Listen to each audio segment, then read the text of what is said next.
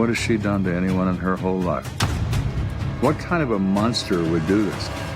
To crack the case, a young Joe Kenda must wade through a swamp of false leads and dirty dealings. What's that on your pants? How nice. Family that drinks together stays together, I suppose. And unearth a fiendish plot to kill a helpless victim. She needed control. Welcome to homicide, Kenda. It's a disgusting business. You're trying to put together a giant puzzle. You have 1 million pieces, and maybe you only need 300. So you have to figure out which one fits where.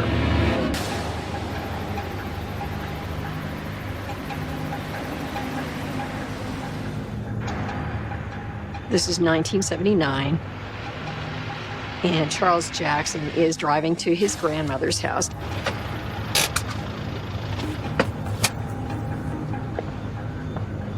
Charles called on her a little earlier and did not get an answer. This worried him, so he decided to check in on her. Grandma? It's Charlie. Grandma? Are you here? Grandma?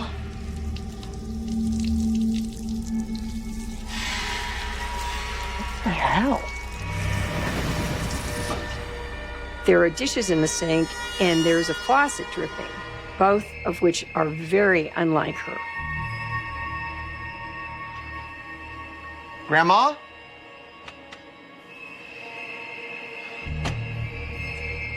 Grandma, are you asleep?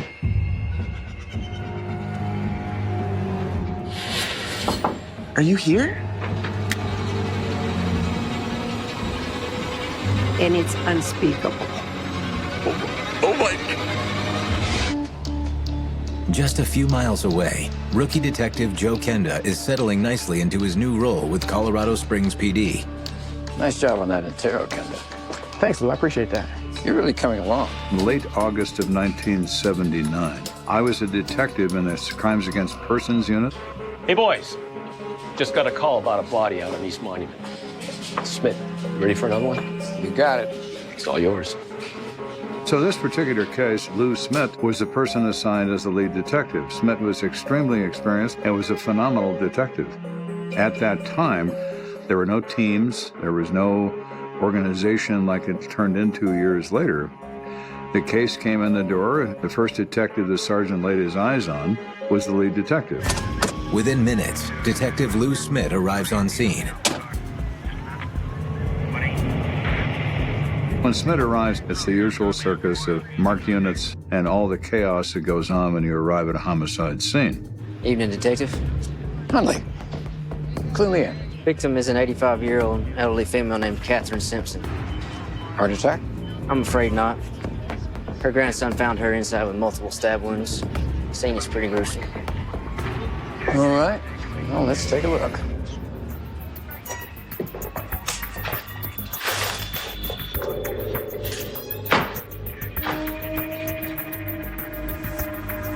No sign of forced entry.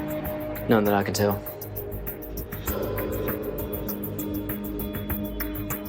When Smith enters the home, he observes that there is no sign of forced entry to the front door. He then proceeds into the living room.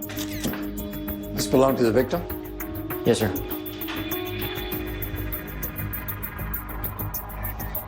She's got over $50 here. The victim's purse does not appear disturbed, and the first deduction you might get out of that is this doesn't appear to be a robbery. What's this? There's a pair of women's underwear on the floor. This could just be misplaced, but let's make sure we bag that in case it plays into what happened. When he goes into that kitchen, he sees some dirty dishes in the sink. He also sees a blue apron on the floor that appears to be damaged slightly. Let's make sure we bag this as well. Yes, sir. Noticing underwear and a torn apron in the kitchen, you're starting to think this is possibly some kind of personal attack. Where's the body? It's in the bedroom, this way. My God.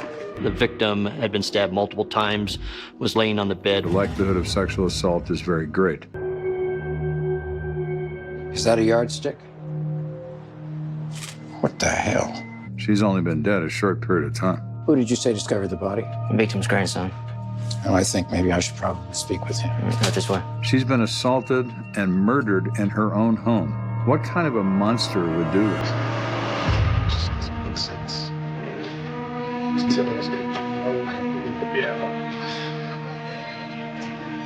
Mr. Jackson, I'm Detective Smith. Hi. I'm very sorry for what happened to your grandmother.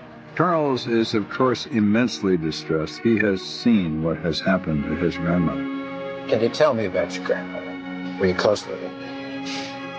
Yeah, we were really close. She basically raised my brother and I. He informed Smith that she's lived in Colorado Springs since 1920, and she's been in this particular house for over 20 years. She was 85 years old, but you couldn't tell. She stays active tending her garden out back, especially her prized tomatoes. So she's not an invalid by any means. Was she typically out and about in town? No, she had cataracts, so she didn't drive anymore. I mean, she could still take care of herself, but my brother and I, we'd help her with groceries, things like that. Charles Jackson explains that he and his brother took very good care of her. They talked to her every day and helped her in every way that they could. And on this day, he called her in the morning and spoke with her. Did she say anything was wrong when you talked with her? No, everything was fine. And then when I tried to get a hold of her this afternoon, she didn't answer. What was a typical day like for your grandmother? Mr. Jackson said that his grandmother was a creature of habit. She would eat her dinner at 4 o'clock in the afternoon and would immediately do the dishes. Looking at the scene, we see that the dishes haven't been done.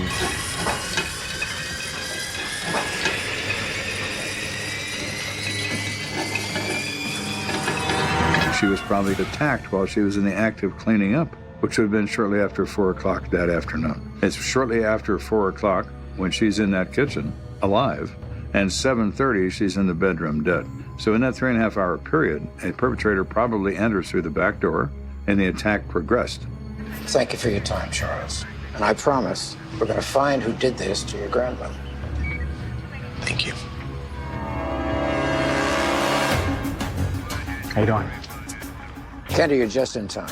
So what can I do? Help me canvass this neighborhood. It's likely the suspect went in through the back of the house. We need to find out if someone saw or heard anything suspicious. That makes sense. This was a small community, little neighborhood. They keep an eye out for one another, so we're hoping somebody saw something. And we can start with that guy.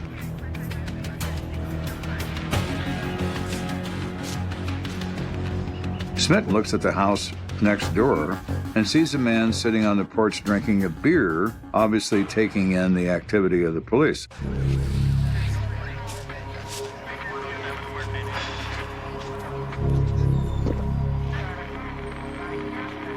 Evening, detectives. You live here? No. House sitting for my parents. They're out east on vacation. I'm Detective Smith. This is Detective Kenda. James DeCohen. What happened over there? Well, that's what we're trying to figure out. Did you happen to see any strange activity at Mrs. Simpson's house today? Nope. Can't say that I did. He says he remembers seeing Catherine Simpson in her backyard gardening, which he says is her habit, and he became sleepy and he went inside and took a nap. And he was awakened by the police activities. What time would you say you took that nap? Oh, about 3 o'clock or so. Sir, What's up, Dan? we got a call of a potential suspect in a park down the street. Okay. Thank you for your time, Mr. DeCohen. If you should happen to remember anything else you saw, you give us a call. Will do. When Smith talks to this guy, Smith gets that old feeling. Part of being a good detective is having kind of a seventh sense where you actually can start feeling whether this guy is actually telling you the truth when you talk to somebody or if there's something hinky about him. Detective Smith had that good sense. He didn't feel that this individual was really being honest or truthful. He was hiding something, but he had nothing to go on, so nothing to really follow up at that time. There's something about James DuCoin that just isn't quite right, and Smith makes a mental note of that. I'm gonna go check this out. Continue canvassing the area, will you? You got it. So Detective Smith responds to the neighborhood park where patrol officers are holding a underage 17-year-old male.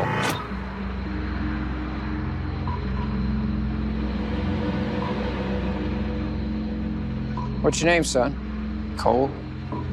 Cole? Cole what? Cole Michaels? This guy looks like he's been drinking. He's a little bewildered, a little disheveled. He doesn't know what's going on. What are you doing out here by yourself, Mr. Michaels? Wait a minute. What's that on your pants? Looks like blood. This is really starting to pique our interest because obviously we have a bloody scene and the person who did this did not walk away without any blood on him. Yeah, I cut myself. Oh, yeah. On what? Who is he? Is he just some kid who has an injury from some other source? Or is he a murderer who killed a little old lady in a house next door?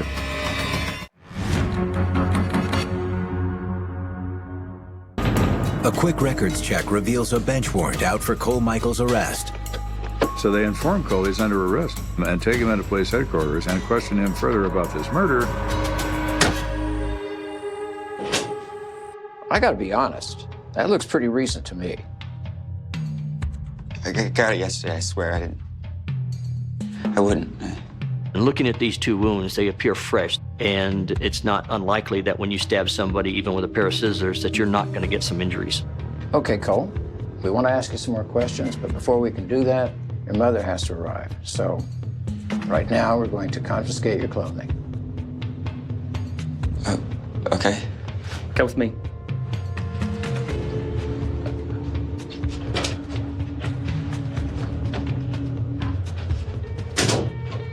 Put your hands over the table like this. Palms down.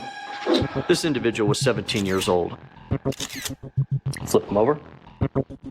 Colorado law states that a minor can't willingly or knowingly waive his rights without a parent being present.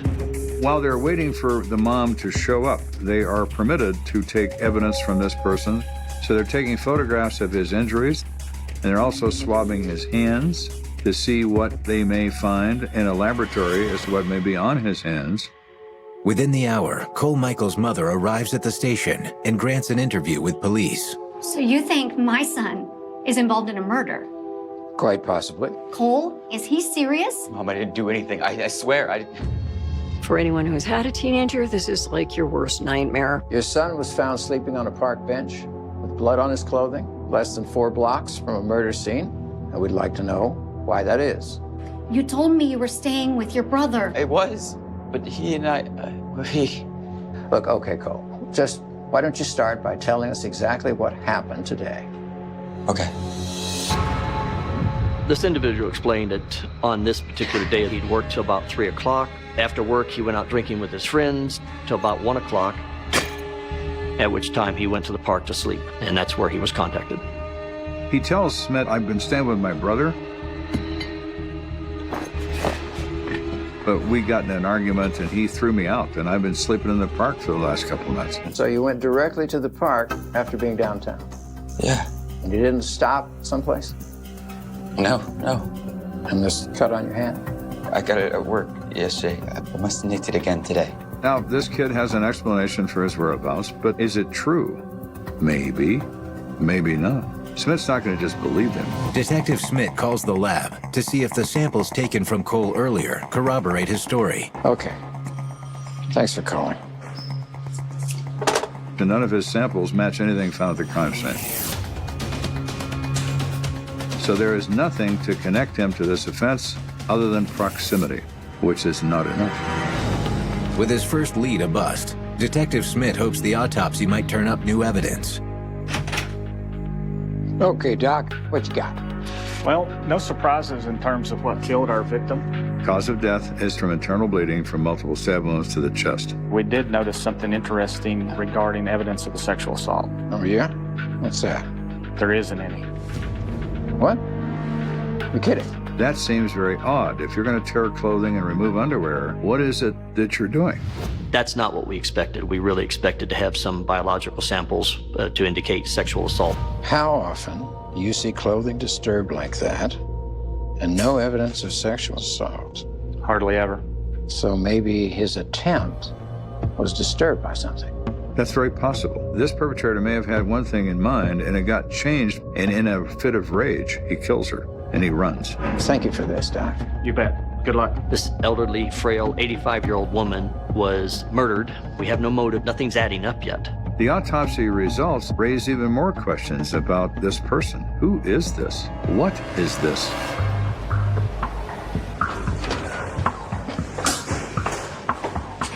Hey, Lou. Call just came in for you. Who is it? Charles Jackson says he's grandson of last night's murder victim. I'll take that. Okay. Hey, Charles. Detective Smith. Hi, Detective. What's going on? So, I don't know if this is relevant or not, but my brother and I were going through my grandmother's finances, and we found something that's a little bit strange. Charles notices that she has not deposited any of her stock dividends or Social Security checks for the last 2 years. And this is a little unusual. 2 years? Any idea how much money that might be? It looks to be somewhere around $5,000 or $6,000. So she would cash her checks, and she would keep the money in First National Bank manila envelopes. In the 30s, at the beginning of 33, there was such a bad economic depression. The banks began to run out of money, and people would literally run to them and line up around them to try to get their deposits out before the banks ran out of money. People of the Depression, which Catherine was, it was not at all unusual for them to bury money, tape it to the back of dresser drawers. My goodness, my grandfather, my father, they hid gold in pipes, they buried it in the ground. And my grandfather was a prison warden, for goodness sake. Any idea where she might have kept it? Well, whenever I'd take her grocery shopping, she would usually go into her bedroom and get money out from under the dresser. Her dresser.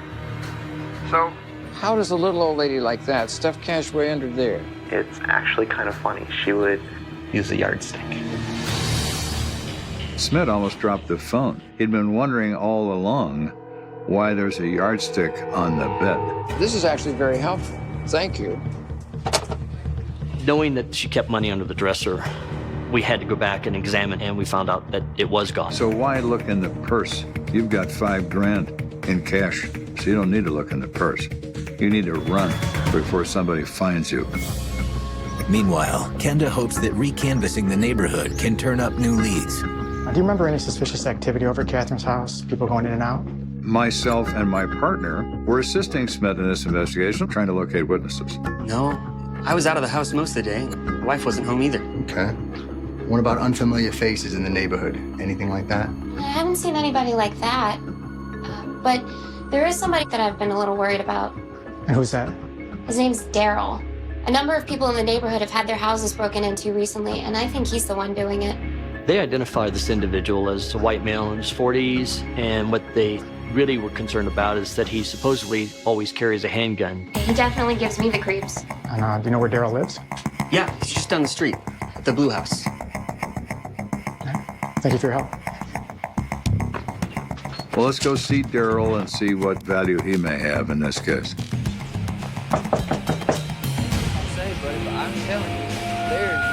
Can I help you? What they find when they get there is some highly intoxicated individuals partying early in midday. Shut up back there! We're looking for Daryl. Daryl! There's some people here in suits! They want to talk to you! Stay right there, Ma! I'll be right with you.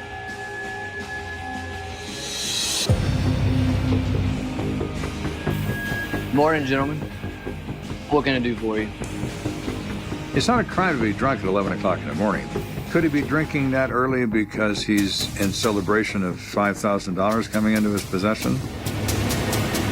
Is he a potential killer?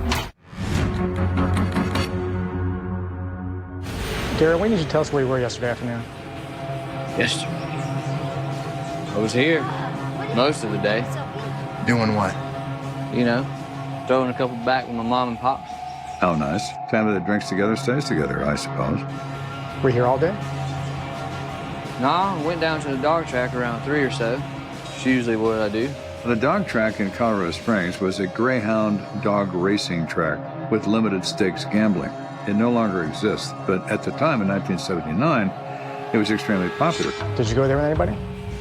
No, I was there by myself. What are you asking me all these questions for? Daryl, we need to know where you were when your neighbor, Catherine Simpson, was killed. That old lady? No, I ain't have nothing to do with that. Is there anyone that can verify you with the dog park? You know, I think I have a betting slip around here somewhere. Let me check. I'll be right back. Stay there. Talking. Somewhere. There it is. Here. They show a timestamp for the day of the murder where he's gambling from 3 p.m. in the afternoon until they close at 9 o'clock that night. Happy? Thank you, Daryl. We appreciate it. Yeah. Hey, Mom! So Daryl is interesting, pathetic, a drunk, and maybe a burglar, but he's not a killer. He has no opportunity to commit this crime. With leads disappearing before his eyes, Smith joins the canvas in hopes of drumming up a new one. Excuse me. Is this about Catherine? Yes. Were you friendly with her? Oh, yeah. She was such a sweet old lady. I can't believe someone would do something like that to her. Did you see her yesterday? Yeah, in the morning. She says she saw her wearing curlers in her hair and working in her garden in the front yard, as is her custom in the morning. And then she goes to the backyard in the afternoon. Was she talking to anybody suspicious? Someone in the yard, maybe? No, not that I saw. What about in general? Any of these neighbors have any issues with Catherine? No, I can't imagine that anyone would have a problem with her. But I do remember she complained about a neighbor of hers. She did explain that Catherine complained to her numerous times, but the people who were living next to her were very weird. Weird. Especially the son. She had a bad feeling about the son. Do you know the name? I don't remember the parents' names, but the son was James DuCoin. This is the very same fellow that Smith had this awkward feeling about. The guy sitting on the porch drinking beer next door, James DuCoin. Did she say anything else about him? Not that I remember. Okay. Thank you. Sure. Ma'am.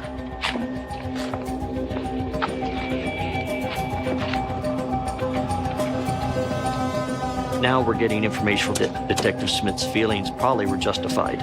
Something doesn't add up with this individual. It's time to go back and talk to him.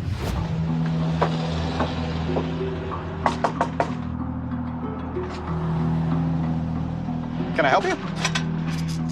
Detective Smith, CSPD? Yeah? Is James DuCoin here? No. I'm calling his brother. This is my wife, Lydia. Hi. Do you know where your brother is? No, we've been trying to figure that out ourselves. Colin says, we came over to clean the house before my parents returned from their vacation, but we find that it was already clean when we arrived. James is gone, and all of his stuff is gone. Any idea where he may have gone? No, I mean, he didn't leave a note or anything, and couldn't have went far. He's broke. Colin says he doesn't have a car, he doesn't have any money to call a cab, he doesn't have anything. Why are you looking for him anyway? Is this about the old lady next door? Lydia pipes up and says that she had read about this homicide in the paper, and she started getting a bad feeling and was concerned that he may be involved. Why do you say that? Well, he's had some issues with the law before. In fact, he just got out of jail in Pueblo not too long ago. For what? Sexual assault. Every alarm that Smith has in his head is going off about James DuCoin. How did he get gone? He didn't have any money. He's been in jail for sexual assault. Mr. DuCoin is not just a person of interest now, he's a suspect.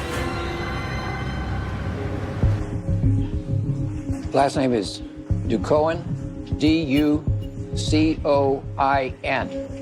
Following up with Pueblo PD as to James's original charges, we find out that he was released about 10 days ago. He was supposed to contact his probation officer in 5 days. If he checks in with that probation officer, I'm going to need you guys to hold him, okay? Okay, thanks a lot, John. Special delivery. I just barely beat the garbage truck. Bring it to the conference room. At this point, the case is starting to focus more on James. We knew that he just cleaned up the house, so one possible area where we might find some evidence is in the trash. Okay, dump it. Here? Yeah, right on the table. Dump it out.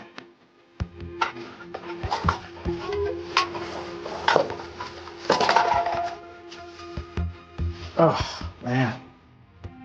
Welcome to homicide, Kenda. It's a disgusting business. Get used to it. You dump the trash on the table, and you go through it one piece at a time.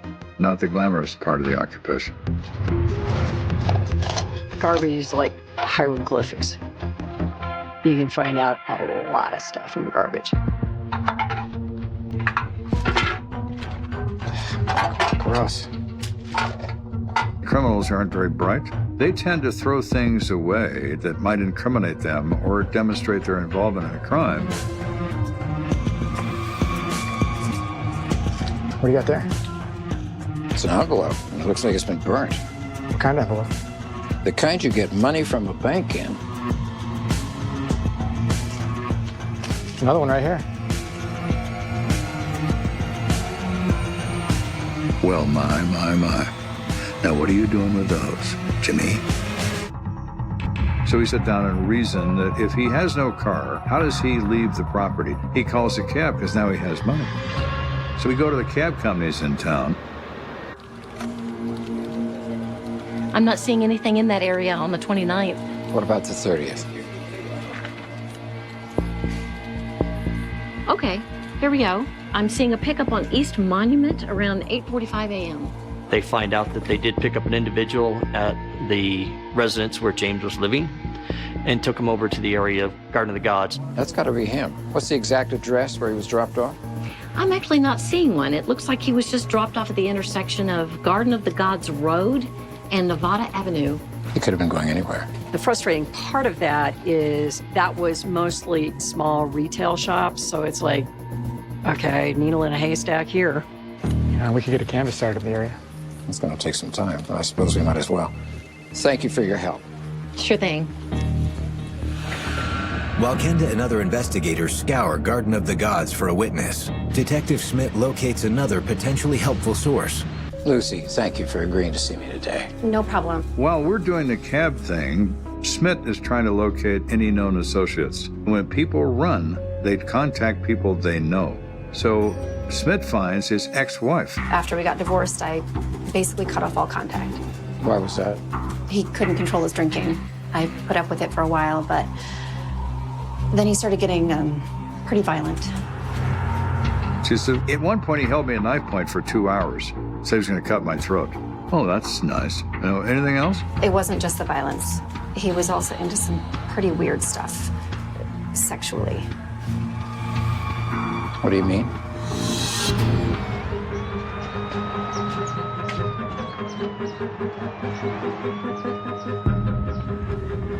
So at this point, the story takes a really creepy and interesting twist.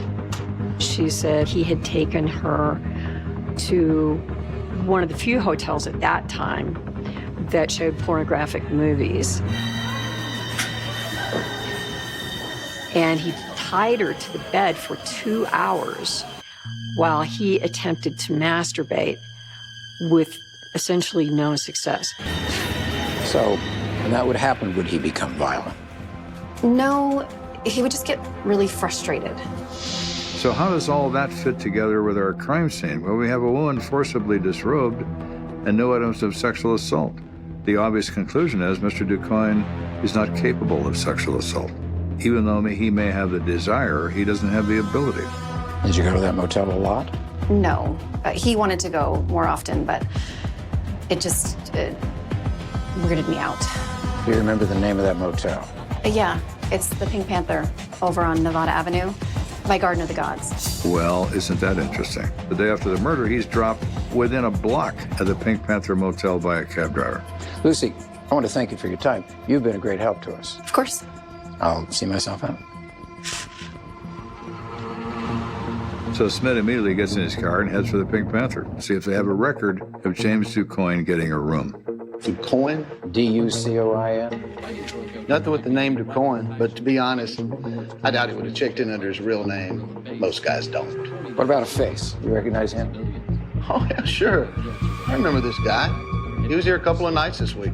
James had stayed there the 30th and the 31st. That had been the day after the murder and the subsequent day after that. How'd he pay for his room? Cash. Did you happen to notice if he had a fair amount of cash on it? Oh, yeah, he had to have. I saw one of them call girls going in and out of his room a couple of times, and they ain't cheap. For a man who is broke, where did he get this money? We're thinking he got it from the little old lady that he murdered. Thank you for your time. I appreciate it. No problem. While the circumstances point to James DuCoin murdering Catherine Simpson, Smith would feel much more comfortable if he had some hard evidence to back it up. Hey, Lou. What's going on, Kenda? Got some news back from the lab. They examined those burned envelopes. Guess where they came from? First National Bank. The same bank that Catherine Simpson cashed her checks at. Well, I'll be damned. Let's go to the judge and get an arrest warrant. So now there's no doubt in our minds that James DuCoin is our killer. Now it's a matter of running him to ground. We're going to find him and arrest him for first-degree murder. But investigators quickly learn that might be easier said than done. In the course of hunting him down, we find a sister in California who says that she got a phone call from James DuCoin from a payphone in Florida. What does that mean to us? Mr. DuCoin has crossed a state line.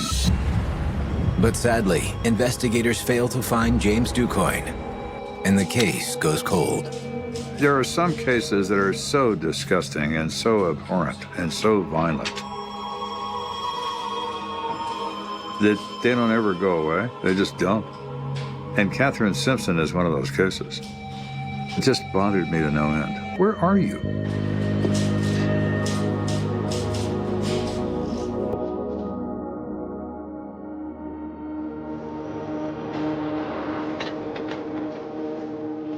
So 12 years on from this event, I am now a supervisor in homicide. It's Kenda. The phone rings in my office, and it's the FBI. DuCoin. Yeah, of course I remember that one. You're kidding. No, I'll send someone down right away. Thank you. They have found James DuCoin in New Orleans, Louisiana. Finally, the long arm of the law has reached out and tapped James DuCoin on the shoulder. You are responsible for murdering a little old lady. You thought we forgot, but we don't forget, and we don't forgive.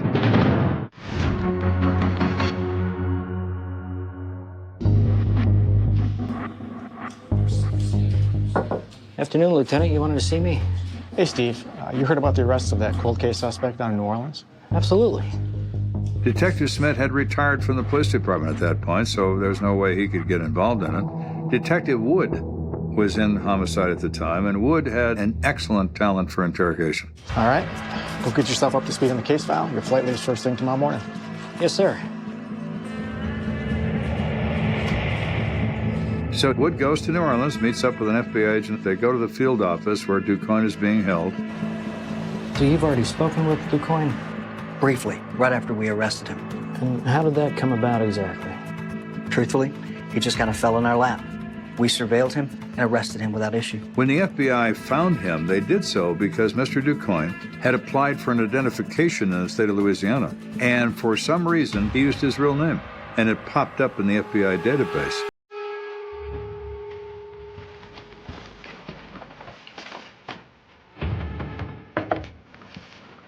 Mr. DuCoin, I'm Agent York. This is Detective Wood.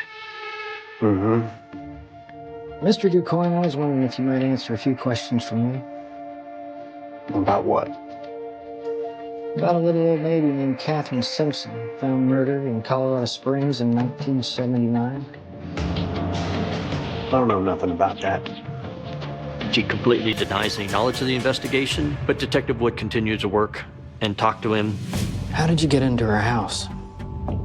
I told you, man. I have no idea what you're talking about. James. Can I call you James? Why did you have to stab a little old lady with scissors? Do you think she deserved that? I ain't a violent person, man. I didn't do that. Well, maybe you're not now, but you were then, James. It's got to be eating you up inside. Why don't you just let it out?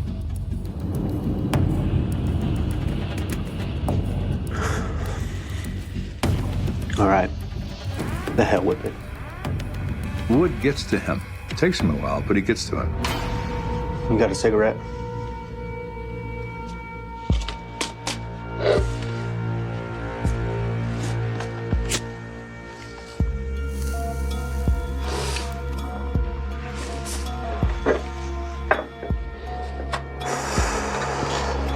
I remember I was outside having a drink.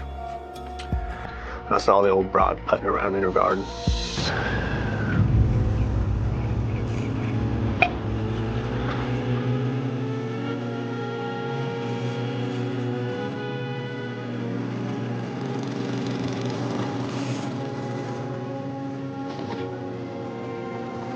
And he thinks, a little old lady like that probably has money squirreled away in her house. James DuCoin doesn't have 10 cents. Later that day, I saw that her back door was open. I saw that as my opportunity.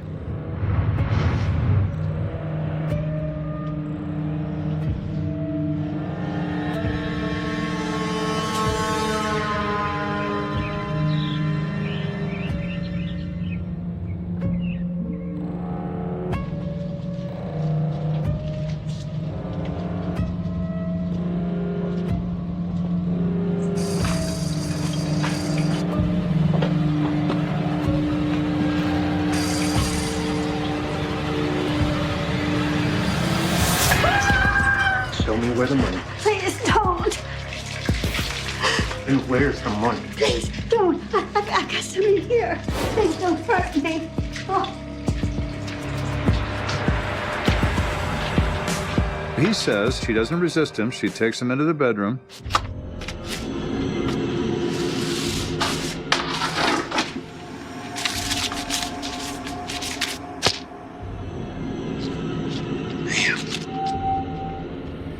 You got your own little bank here. He says that when he's down working on these envelopes, Catherine Simpson suddenly starts screaming for help in a really loud voice. It startles him. I tried to quiet her down, but I couldn't. I panicked. I stabbed her.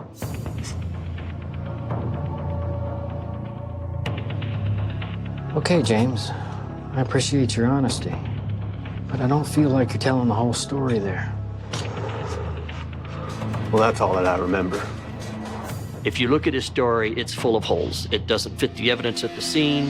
When investigators found Catherine's body, her skirt was hiked up and her underwear on the floor. Did you try to sexually assault Catherine? No. No way. James, that doesn't sound all that believable to me. Well, I don't care what you think. That's what happened, all right? He confesses to this crime. Is he willing to tell Wood everything? No. Criminals are very odd in that regard. They will find certain things that they won't admit to, certain things they don't want you to know, certain things that embarrasses them. Where did you go after you killed her? Back to my parents. Took a bath, fell asleep, woke up to all the sirens. Do you remember talking to a Detective Smith? I do. He says Smith freaked him out.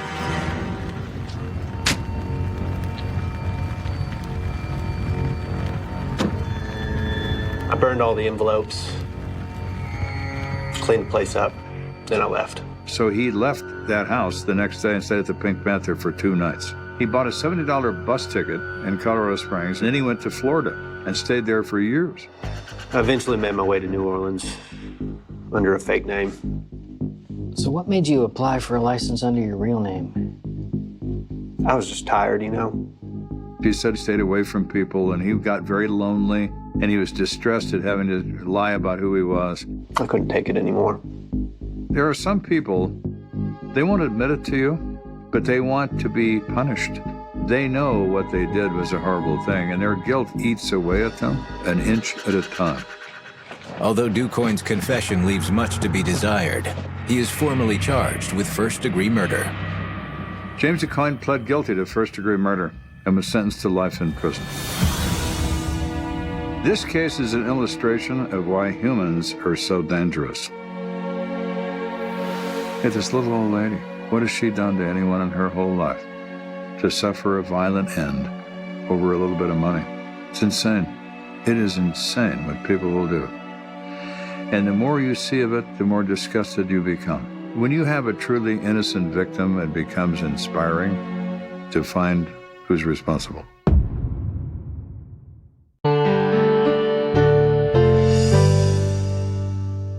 It begins with a sound no one remembers until it's too late. The hollow thud of a door closing somewhere after midnight. The kind of ordinary noise that dissolves into the city's breathing. And in Sydney in the winter of 2004, the streets were very good at swallowing ordinary sounds. Very good at keeping secrets. Because this was a city that trusted its lights and its harbor and the idea that danger announced itself loudly. And that night nothing announced anything at all. Just a woman who didn't come home. A phone that rang unanswered, and a clock that kept moving while a life quietly slipped out of alignment with the world. By morning, the absence had weight. Not dramatic at first, just wrong. Her car was where it shouldn't have been. Her keys were not where she always put them. The routine of a weekday cracked in small places, and when the police were called, the report was filed with that careful tone reserved for early uncertainty. Missing person, adult, no known enemies. Last seen after work, and already the machinery was in motion, slow and procedural, unaware that it was stepping onto ground that would freeze beneath it for years. The neighborhood offered what neighborhoods always offer in the first hours: fragments, half-memories, a man who thought he heard voices, a woman who remembered headlights turning too slowly at the corner, a delivery driver who noticed nothing but later wished he had noticed something. And all of it went into notebooks and digital logs that would one day feel heavier than they looked. The scene, when it came into focus, was almost offensively plain. No shattered glass, no blood in the street, no cinematic violence to cling to. Just a stretch of road near the edge of the inner suburbs where the sodium lights hummed and insects died against the glow. And somewhere along that stretch something had happened quickly enough to leave behind only questions.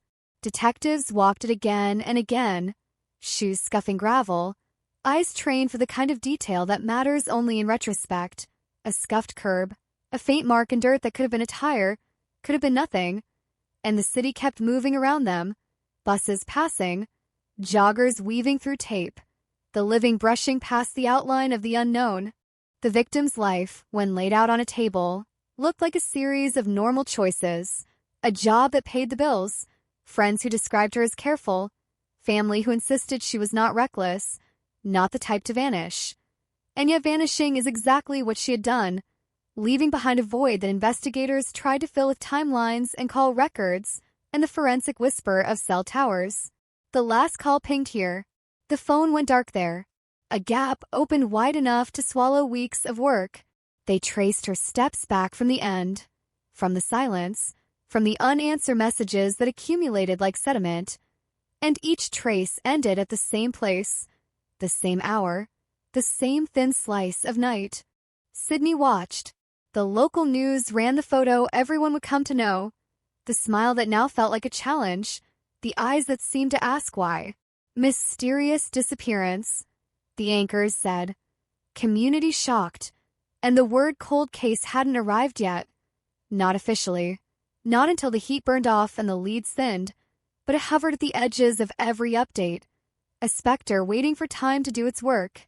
Volunteers walked, police canvassed, posters curled at the corners. The harbor glittered as if nothing had happened. Then the first real jolt, a potential sighting, a witness who came forward late, breathless with guilt, describing a routine traffic stop on a nearby arterial road. Flashing lights in the rearview mirror, a car pulled over briefly, a conversation that looked unremarkable from a distance, and then the vehicles separating, the night stitching itself closed. The idea landed hard. If it was true, it reframed everything. A moment of authority, a pause long enough to change a life.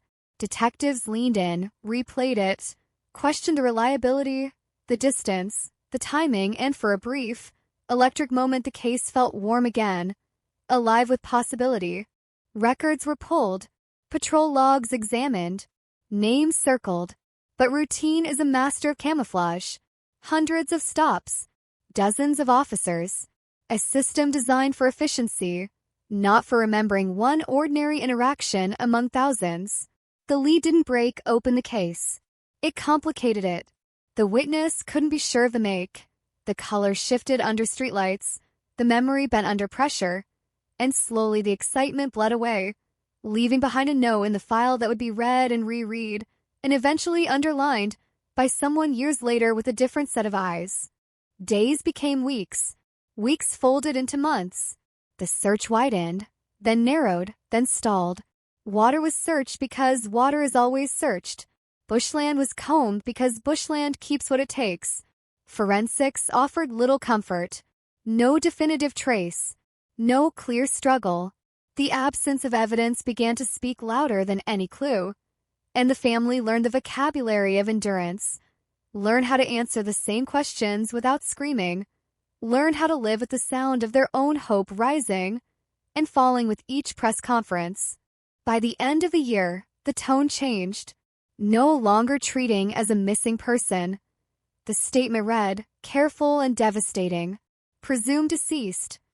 The city absorbed it the way cities do, with a brief shudder and then a return to routine. But the case did not disappear. It cooled.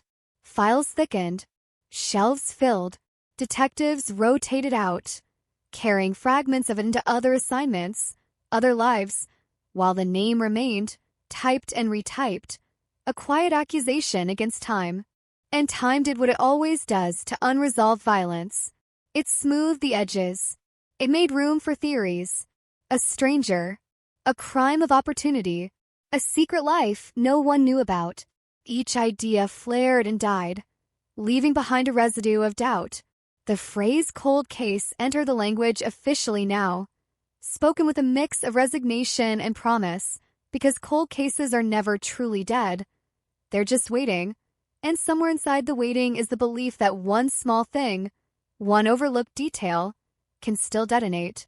In 2007, a tip came in from a man who insisted he'd seen something in the early hours, a vehicle idling where it shouldn't have been, a uniform that looked right but felt wrong. And again the machinery lurched into motion, interviews conducted, alibis checked, uniforms accounted for, and again the city offered nothing solid in return.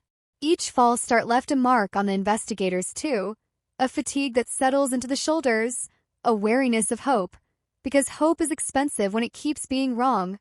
The family aged in public, anniversaries passed marked by candles and camera flashes, questions hardened. Why that street? Why that night? Why no witnesses who could say more than maybe? The file grew heavier, not because it was closer to answers, but because it carried the weight of everything that hadn't worked. And yet, buried in those pages, like a splinter under the skin, was the note about the traffic stop, the routine interruption, the moment that looked like nothing, and therefore might have been everything. Years later, when technology caught up to old questions, when databases learned to speak to each other, when patterns emerged where once there had been noise, someone would return to that note with fresh eyes, and the headline would eventually write itself, bold and shocking, solved, arrest, exposed by chance, but standing here, in the early hours of this story, none of that exists yet. There is only a city that trusted its routines, a disappearance that refused to behave, and a cold case forming in real time, its surface already hardening, its center still painfully warm, waiting for the pressure that will crack it open, or for time to seal it shut forever. The investigation did not stop so much as it thinned, like blood spreading in water until you could no longer tell where it began, and inside the task force offices the case became a presence rather than a priority, a thick folder that sat on desks during quiet moments, pulled closer when someone thought they saw a connection, pushed away again when the connection dissolved under scrutiny. Sydney in the mid-2000s was changing fast, growing louder, brighter, more crowded, and the disappearance from 2004 began to feel like a relic from another tempo, another city. Yet every time detectives reopened the file, the same details jumped out with fresh menace. The clean street, the absent struggle, the missing body, the idea that someone could intercept a life so completely and leave so little behind. They rebuilt the timeline obsessively, minute by minute, not because it promised clarity, but because repetition sometimes exposes what novelty hides. CCTV footage from shops that no longer existed was digitized and slowed, faces frozen into pixelated masks, cars crawling through frames at a speed that made them seem guilty simply for being present. Analysts stared at the grain until their eyes burned, looking for anomalies, headlights that blinked too long, brake lights that flared and died, a silhouette that lingered where it should have passed. Nothing announced itself. The city had given them hours of moving pictures and no story to tell. Cell phone records were re-examined with tools that hadn't existed the first time around. Pangs were triangulated more precisely. The last signal mapped against terrain and infrastructure, towers that once felt abstract, now standing as concrete witnesses. The phone had gone dark abruptly, not slowly, not with a series of misconnections, and that abruptness mattered. It suggested interruption, not accident. It suggested intent. But intent without an actor is just a shape, and the shape refused to solidify. Interviews were reopened. Friends are called back into rooms that smelled of stale coffee and old paper. Their answers had not changed, but the way they delivered them had. Time does that. It erodes certainty, replaces detail with feeling. One friend now admitted she had argued with the victim days before. Nothing serious, nothing worth hiding. But the admission landed with a weight it didn't have years earlier, because now everything was suspect. A coworker mentioned a car that sometimes waited outside after late shifts, something she hadn't thought to mention before, because it had never frightened her. Detectives wrote it down anyway. They wrote everything down. The file grew. The routine traffic stop returned like a recurring dream. Each time it surfaced, it carried a different emotional charge. At first it had been a spark, then a frustration. Now it was a question mark that refused to fade. The witness, tracked down again, struggled to add anything new. Memory had softened, edges rounded. What once felt vivid now felt like a story he had told himself too many times. But the core remained. Lights. A stop. A pause that felt wrong. In a city saturated with authority, the idea that authority could be misused was uncomfortable, almost taboo, and that discomfort hung beneath every internal discussion. Internal Affairs was consulted quietly, then formally, not because there was evidence of wrongdoing, but because the absence of evidence in a case like this created its own pressure. Lists were cross-checked. Officers working that night were accounted for, their movements logged, their reports scrutinized. Most were routine to the point of boredom. Some reports were missing details, not suspiciously so, just incomplete in the way paperwork often is when no one expects it to matter later. One patrol's log had a gap, a window that could be explained by radio chatter, by a delayed entry, by nothing at all. The gap was noted, highlighted, then set aside when nothing else attached to it. Media interest flared again as anniversaries stacked up. Headlines grew sharper, language more urgent. Cold case. They said now without hesitation. New hope. Fresh review. The community responded the way communities always do when old fear is stirred, with a mix of curiosity and defensiveness. Tip lines lit up briefly, then dimmed. Some calls were earnest, others opportunistic, a few cruel. A man claimed to know where the body was buried and asked for money. Another insisted he had been the killer in a moment of drunken bravado, then recanted when the weight of the claim settled in. Each call was a potential door. Most opened onto nothing. The detectives changed. Younger officers who had been rookies when the case first broke were now seasoned, carrying their own scars, their own unsolved questions. To them, the disappearance was not history. It was unfinished business inherited from a previous generation, a test of whether persistence mattered in a system that rewarded closure more than truth. They approached it differently, less bound by the assumptions that had guided the first wave. They asked why the street was so clean, why no one heard a struggle, why the timing was so precise, why the interruption felt official. They ran scenarios. A stranger would have needed speed and control.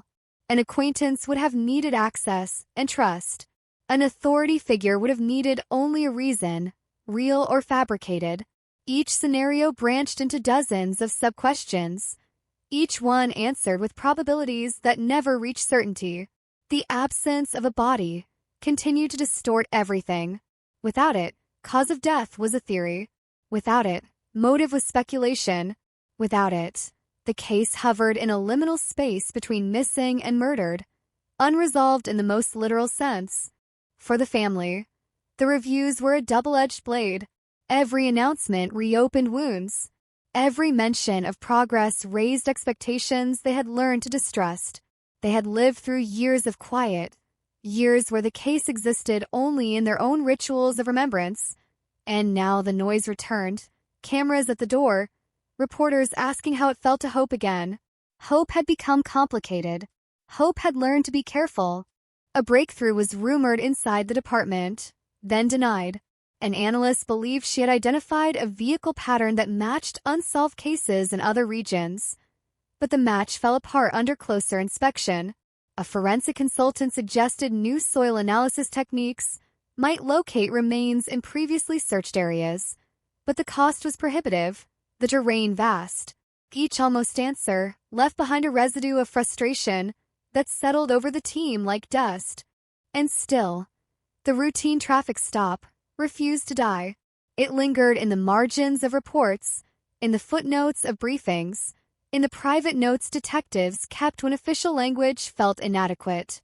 It was ordinary enough to be invisible, dramatic enough to be dangerous. In a city built on movement, stopping someone is an act of power, brief and usually benign. But power misused leaves a different trace, one that doesn't show up on cameras or in logs, one that exists only in the consequences. By the late 2010s, the case had become a benchmark, cited in training sessions, referenced in discussions about missing persons, about how quickly a life can vanish without spectacle. It was used as a warning and a promise, proof that some stories resist resolution, and that resistance demands humility. Detectives who worked it spoke about it in low tones, as if volume might disturb something sleeping.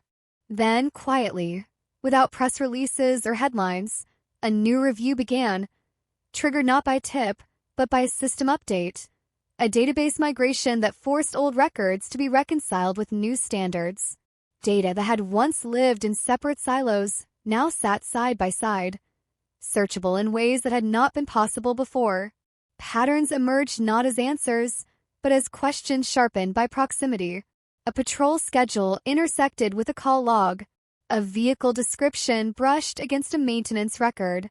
None of it was enough to announce anything. All of it was enough to pull the file closer to the edge of the desk. The city outside did not notice. It was busy with its own emergencies, its own scandals, its own fleeting shocks. But inside the quiet rooms where cold cases are kept alive by stubbornness alone, the air shifted. The story of 2004 did not feel finished.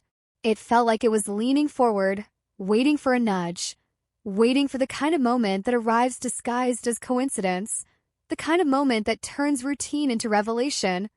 And as the detectives followed the faint lines that connected old nights to new tools, the case began, almost imperceptibly, to warm again.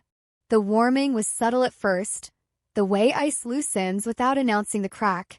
And it came not from a confession or a witness, but from alignment, from pieces that had always existed sliding into a new geometry under the pressure of better questions. The upgraded systems did not solve anything on their own. They simply refused to forget. Old patrol routes overlapped with maintenance logs. Shift changes aligned with radio traffic. A vehicle that had once been a blur in a witness's memory now appeared as a recurring presence in datasets that had never been designed to speak to each other. And when they did, The conversation was unsettlingly calm. A detective noticed the overlap late one night, not during a meeting or a briefing, but in the quiet after-hours hum of the office, when the building sounded like a ship at sea, and concentration came easier because no one was watching. He stared at the screen longer than he meant to, scrolling back and forth, telling himself it was nothing, telling himself coincidences are plentiful in cities this size. Then he printed the pages, old habit asserting itself, and laid them out on a desk that had held this case in one form or another for more than a decade. The name that appeared did not leap off the page. It did not carry notoriety or whispers. It belonged to an officer with a record so unremarkable it felt almost curated. Steady evaluations, no complaints that stuck, a career defined by consistency. That consistency was the first thing that bothered him. The patrol schedule placed the officer near the area on the night in question, not definitively at the street, not in a way that violated protocol, just close enough to feel uncomfortable when paired with the missing minutes in the log. The gap that had been explained away years earlier because it had needed to be. They moved carefully. This was not the kind of lead you chased loudly. It required discretion, layers of approval, conversations held behind closed doors. Internal Affairs was brought in again, this time with a different tone, less speculative, more procedural. The goal was not to accuse but to understand, to reconstruct a night using tools that had not existed when the night was fresh. Body cameras had not been standard then. GPS tracking was rudimentary. What remained were fragments, radio timestamps, handwritten notes, the memory of systems rather than the memory of people. The officer was still on the force, older now, closer to retirement. His life appeared stable from the outside. A house in the suburbs, a routine that mirrored the reliability of his service record. When they reviewed his file, nothing screamed misconduct. But cold cases do not scream. They whisper. They wait for someone patient enough to listen to the spaces between the words. They requested an informal interview, framed as part of a broader review. He agreed without hesitation. In the room, under fluorescent lights that made everyone look slightly unreal, he answered questions the way experienced officers do, directly, without embellishment, relying on muscle memory, honed by years of repetition. Where were you assigned that night? Do you recall any unusual incidents? Do you remember the missing person case? His answers were smooth, practiced, and entirely unremarkable, except for one thing. When asked about routine traffic stops, his cadence changed. Not dramatically, just enough. It could have meant nothing. Interview rooms amplify imagination, but the change was noted, flagged not as evidence but as texture.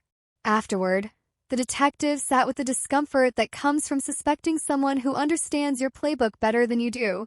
They debated whether they were projecting, whether the years had primed them to see patterns that weren't there. The line between insight and obsession is thin in long investigations, and crossing it too early can ruin everything. They turned back to the data.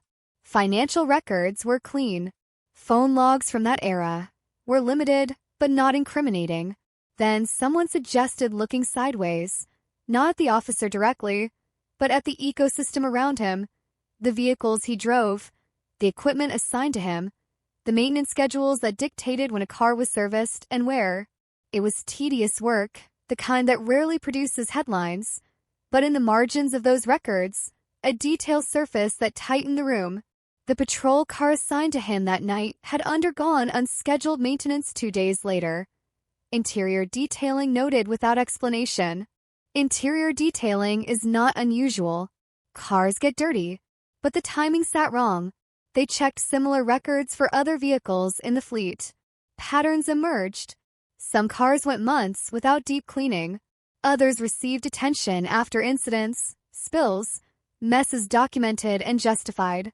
This one had no note beyond a code. A shorthand entry that assumed no one would ever need to ask why. For years, no one had. Forensics had advanced since 2004, and while the car itself was long gone, sold, recycled, disassembled into anonymity, the service center had kept samples for quality control. tiny swabs stored in a forgotten freezer, a policy implemented briefly and abandoned because it cost too much for too little perceived benefit. The samples were never meant for criminal investigation. They were meant to test cleaning agents. But molecules do not care about intent. The request to test them was delicate. Legal teams circled.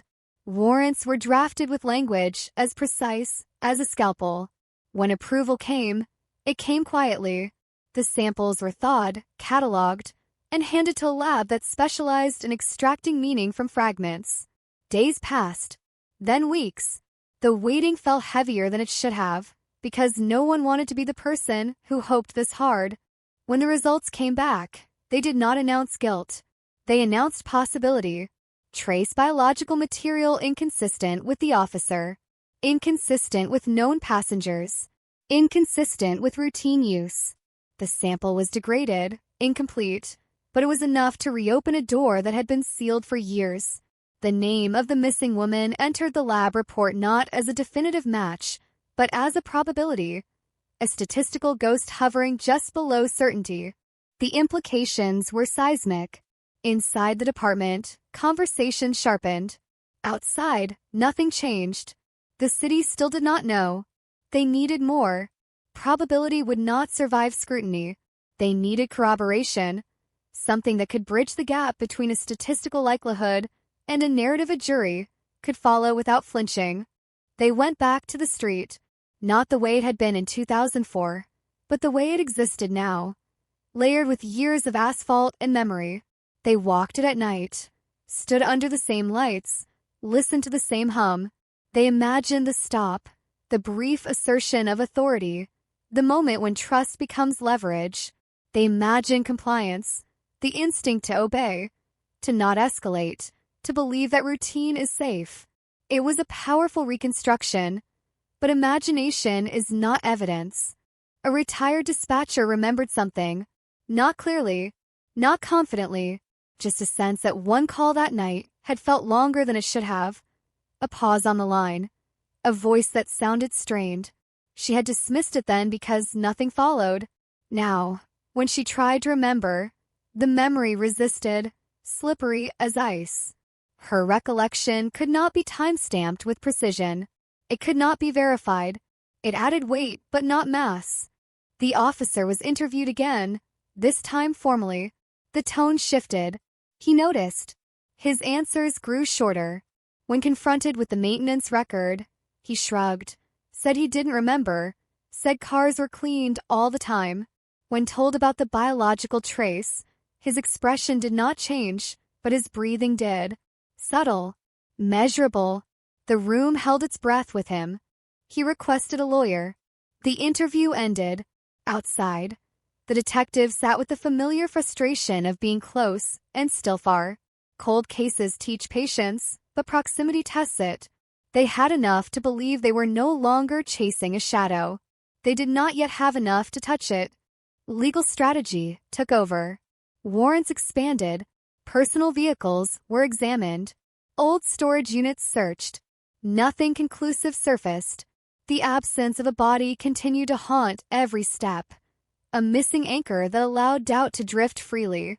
And yet, the story was changing shape. What had once been an open field of theories was narrowing into a corridor. And at the far end of that corridor stood the idea that the disappearance had not been random, not chaotic, but controlled, executed under the cover of routine. When word finally leaked, it did so imperfectly, a whisper in a blog post, a hint on late-night radio. The phrase cold case solved began to circulate before anyone officially said it. A headline written in anticipation rather than fact. The department denied it reflexively, insisting the investigation was ongoing. They were not lying. They were also not telling the whole truth. Inside the file, the language shifted. Suspect became subject. Subject became person of interest. The margins filled with dates and initials.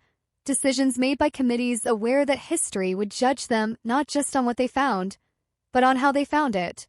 The city slept, unaware that an ordinary night from 2004 was being replayed with modern tools.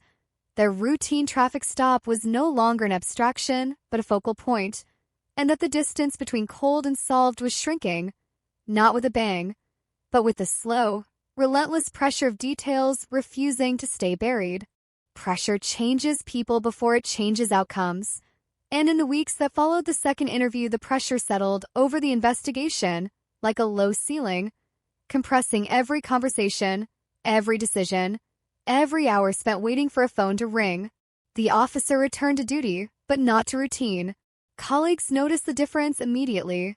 The way his patrol slowed, the way his radio calls grew clipped, the way he avoided eye contact in hallways where he had once lingered to talk about nothing.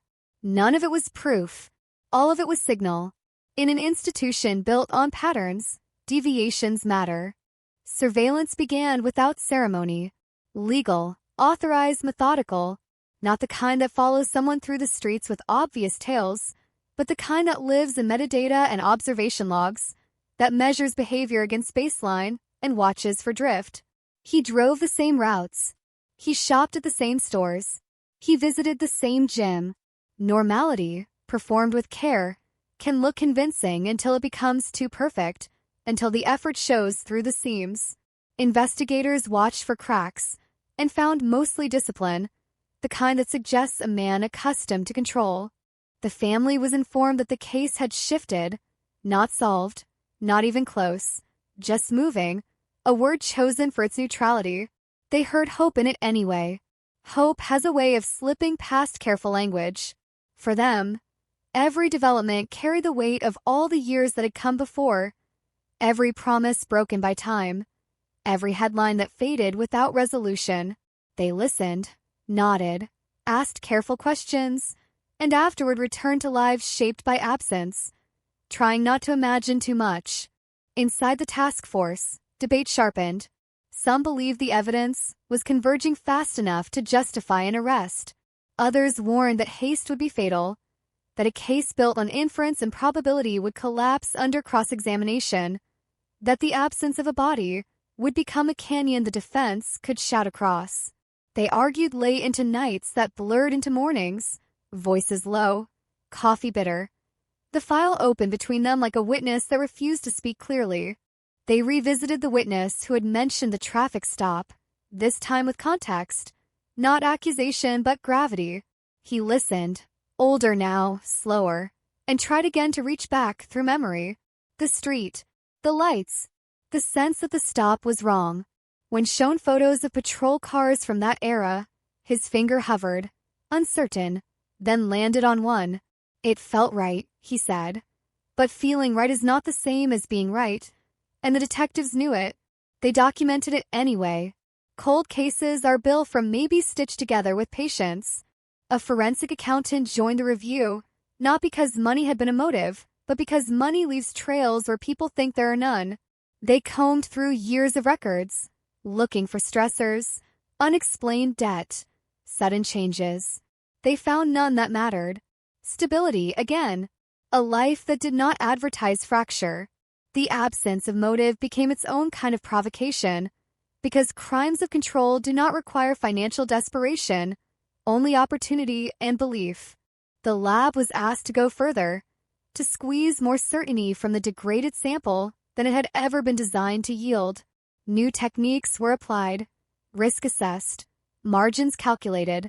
The results improved incrementally, confidence intervals narrowing, but never crossing the line into absolute identification.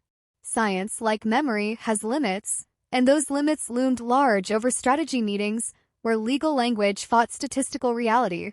Then came the mistake. Small, human. The officer deviated from routine just once, a late-night drive off his usual path, a stop in an industrial area near storage facilities that had been searched and cleared years earlier. Surveillance noted it, flagged it, and a decision was made quickly. Too quickly for comfort, but too slowly to stop. A team followed at a distance, watched as he parked, walked the perimeter, stood still under a flickering light. Nothing happened. No digging. No retrieval. Just standing, as if listening for something that wasn't there anymore. It meant nothing and everything at once. It meant he was thinking about the case. It meant he knew the net was tightening. It meant he was human enough to look back at a place that had once mattered, or might have. They could not ask him about it without tipping their hand. They logged it and waited, a discipline honed by years of near misses. The media pressure intensified without ever fully igniting. Anonymous sources fed fragments to journalists hungry for exclusives. Breakthrough imminent, one headline teased. Officer questioned in cold case. Another whispered. Official statements denied specifics, while acknowledging renewed efforts. The public filled the gaps with speculation, forums buzzing with theories, some dangerously close to reality, others wildly off course. Noise is the enemy of precision, and the task force worked harder to insulate the case from it. Legal counsel pushed back. Without a body, without a confession, without a definitive forensic link, they warned, any arrest would be precarious. The defense would frame the investigation as a witch hunt, an abuse of authority against one of their own. Jurors, they argued, would be asked to convict on atmosphere rather than fact. The room fell silent when those words landed, because atmosphere was exactly what the case had in abundance. They searched for leverage elsewhere, something that could compel a mistake. Old colleagues were interviewed again, casually, conversations drifting toward memories of 2004, of long nights and forgotten calls. One mentioned an offhand remark the officer had made years ago, a joke about how easy it was to make people comply when you had a badge and a reason. At the time, it had sounded like gallows humor, the kind cops used to survive. Now it was written down, examined, weighed. Context is everything, and context shifts with time. The officer's lawyer requested limits on further questioning. The message was clear. The window was closing. If the investigation was going to move forward, it would have to do so with intention. They convened a final strategy session, laying out what they had and what they lacked, what could be proven and what would be argued. The phrase routine traffic stop appeared again at the center of the whiteboard, circled, underlined, the axis on which everything turned. They decided to take a risk, not with arrest but with confrontation, a controlled release of information designed to test reactions, to see what pressure would reveal. The officer was informed that new forensic techniques had produced stronger results, that additional witnesses were coming forward, that the case was entering a decisive phase. None of it was untrue. None of it was complete. They watched him carefully as the words landed. He listened without interruption. He asked one question, precise and unexpected. How strong? The answer was measured, deliberately vague. Strong enough, they said, to move forward. For a moment, something flickered behind his eyes. Not fear exactly, but calculation. The look of someone weighing options. He nodded. He stood. He left. Hours later, his lawyer called to request another meeting. The tone had changed. The city outside continued its rhythms, oblivious to the hinge on which a 20-year-old story was about to turn. In the quiet rooms where cold cases are decided, where patience and pressure meet, the investigators prepare themselves for the possibility that control was about to slip, that routine was about to fracture, and that the night Sydney thought it had forgotten was ready to speak. Not loudly, not cleanly, but enough to change everything. The meeting was set for the following morning, a neutral room chosen for its blandness, walls bare enough to discourage drama, because drama is the last thing you want when you are trying to coax truth out of someone who has lived comfortably inside control. Overnight, no one slept well. Investigators replayed conversations in their heads, lawyers rehearsed contingencies, and somewhere across the city the officer sat with the same facts, the same gaps, the same realization that the past had finally learned how to knock.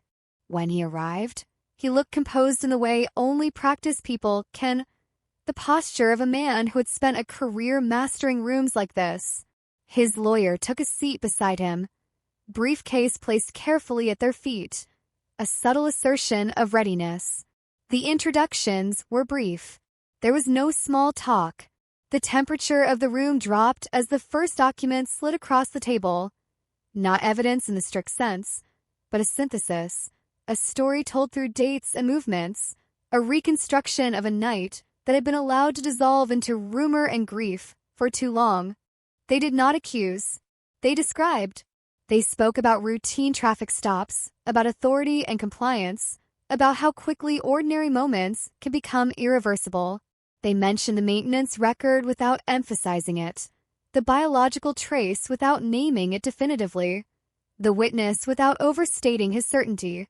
Each piece was placed gently, like a chess move designed not to end the game but to limit the board.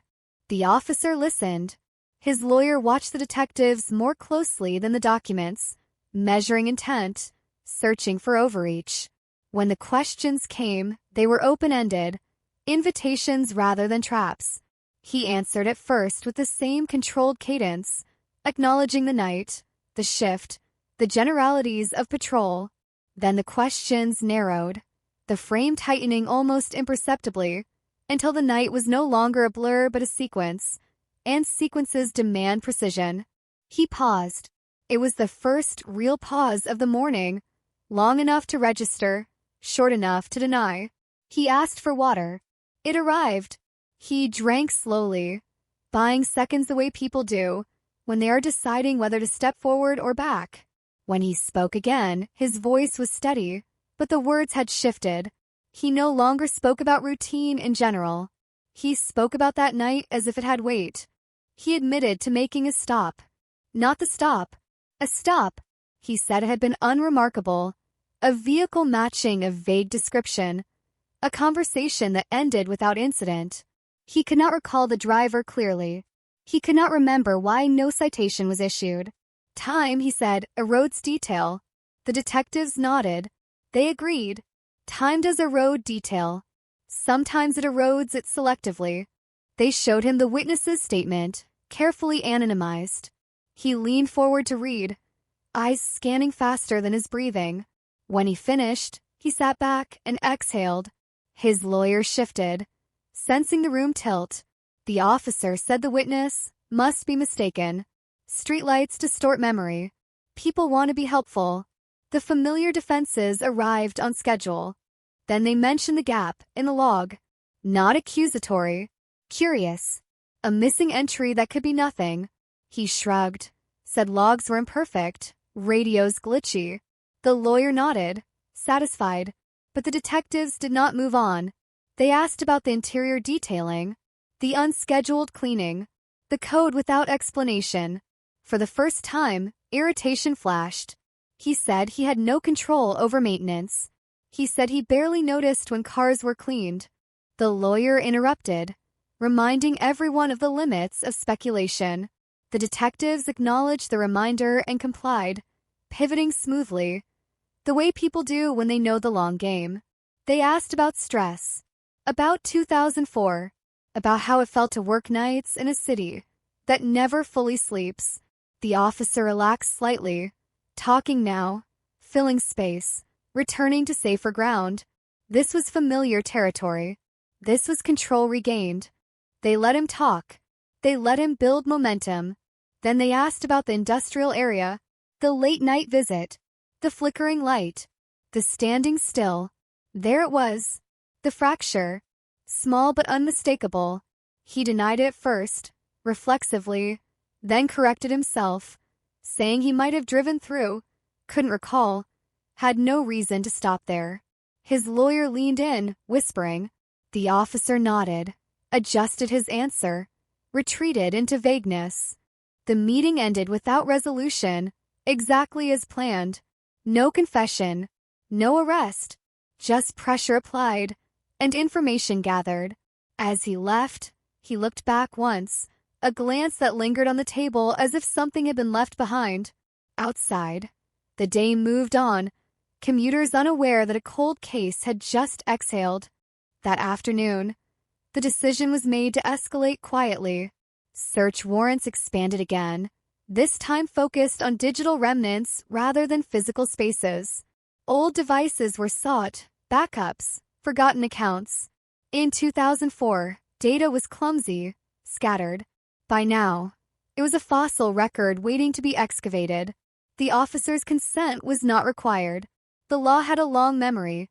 The first find was small, A deleted email from years later, sent to no one, saved as a draft. A confession in the form of a question typed and erased again. It said nothing explicitly. It did not mention names or acts. It spoke about mistakes and consequences, and the impossibility of undoing a moment. On its own, it was meaningless. In context, it vibrated. More fragments surfaced. A forum account under a pseudonym, active briefly, obsessed with stories of disappearance, with debates about authority and abuse. Posts that argued both sides too well, that knew the contours of the case intimately without ever naming it. Again, nothing actionable. Again, weight without mass. The file thickened.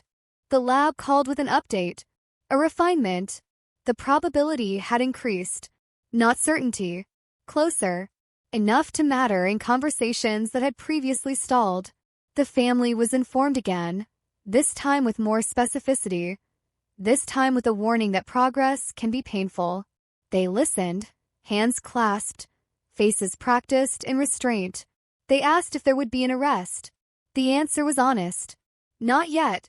Pressure found its way into the officer's life despite efforts to contain it. A colleague asked a question that lingered too long. A supervisor reassigned a shift without explanation. At home, silence grew heavy. Routine became something to cling to rather than something to inhabit.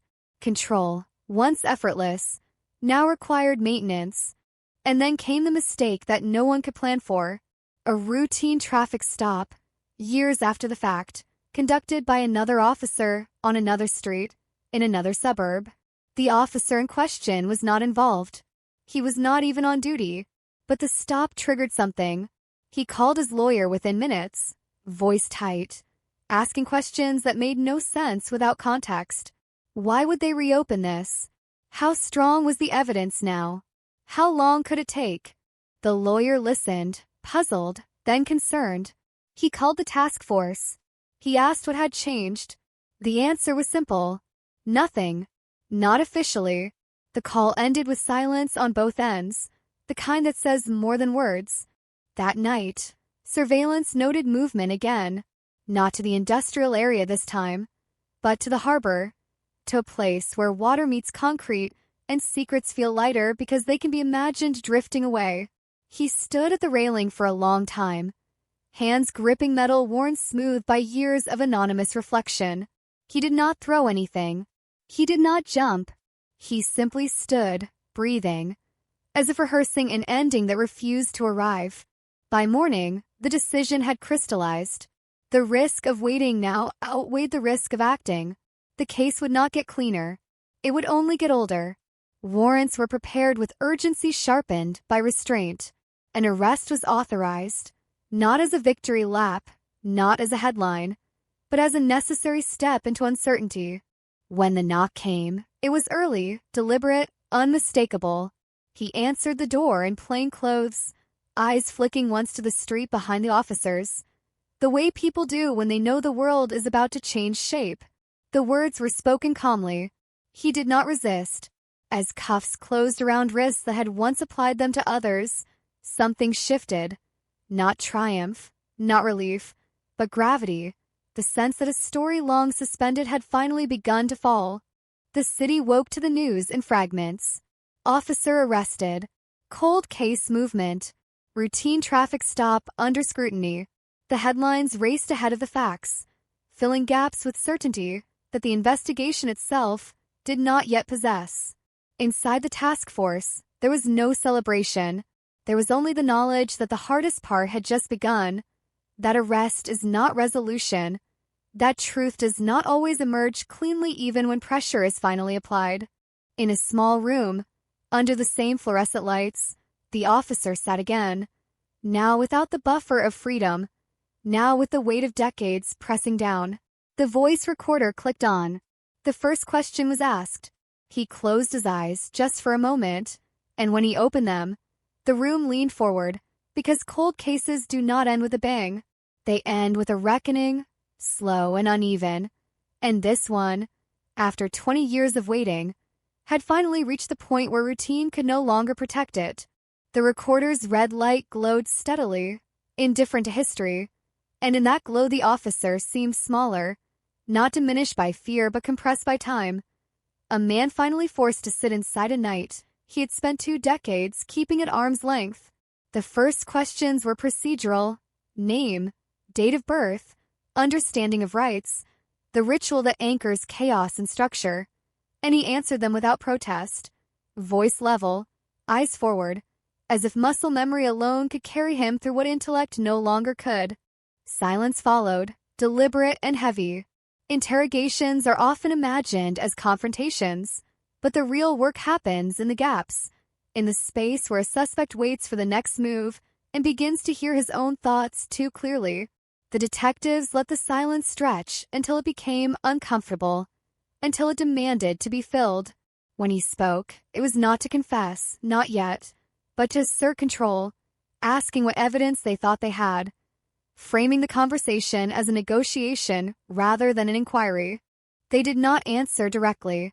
Instead, they returned to the night, to Sydney in 2004, to the weather, to the hum of streetlights, to the ordinariness of patrol. They asked him to walk them through his shift as if he were training a recruit, every turn, every call, every pause. He complied at first, describing routes with precision, naming intersections, recalling radio chatter with impressive clarity, for something he claimed not to remember well. The contrast did not go unnoticed. When he reached the gap in the log, his narrative thinned. He hesitated, corrected himself, moved on. The detectives gently brought him back, not accusing, just asking for clarity, the way one might ask for directions. He frowned, rubbed his hands together, said again that radios were unreliable back then.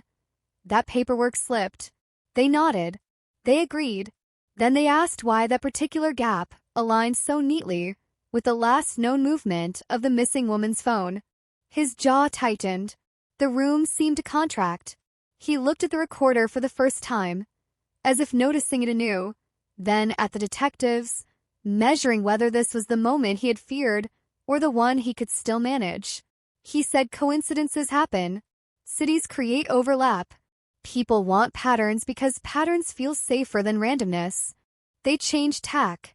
They spoke about authority, about how uniforms change dynamics, about how quickly a routine stop can escalate without witnesses, without cameras, without anyone ever knowing exactly what was said. They talked about trust, about how most people comply instinctively, how they believe the badge protects them.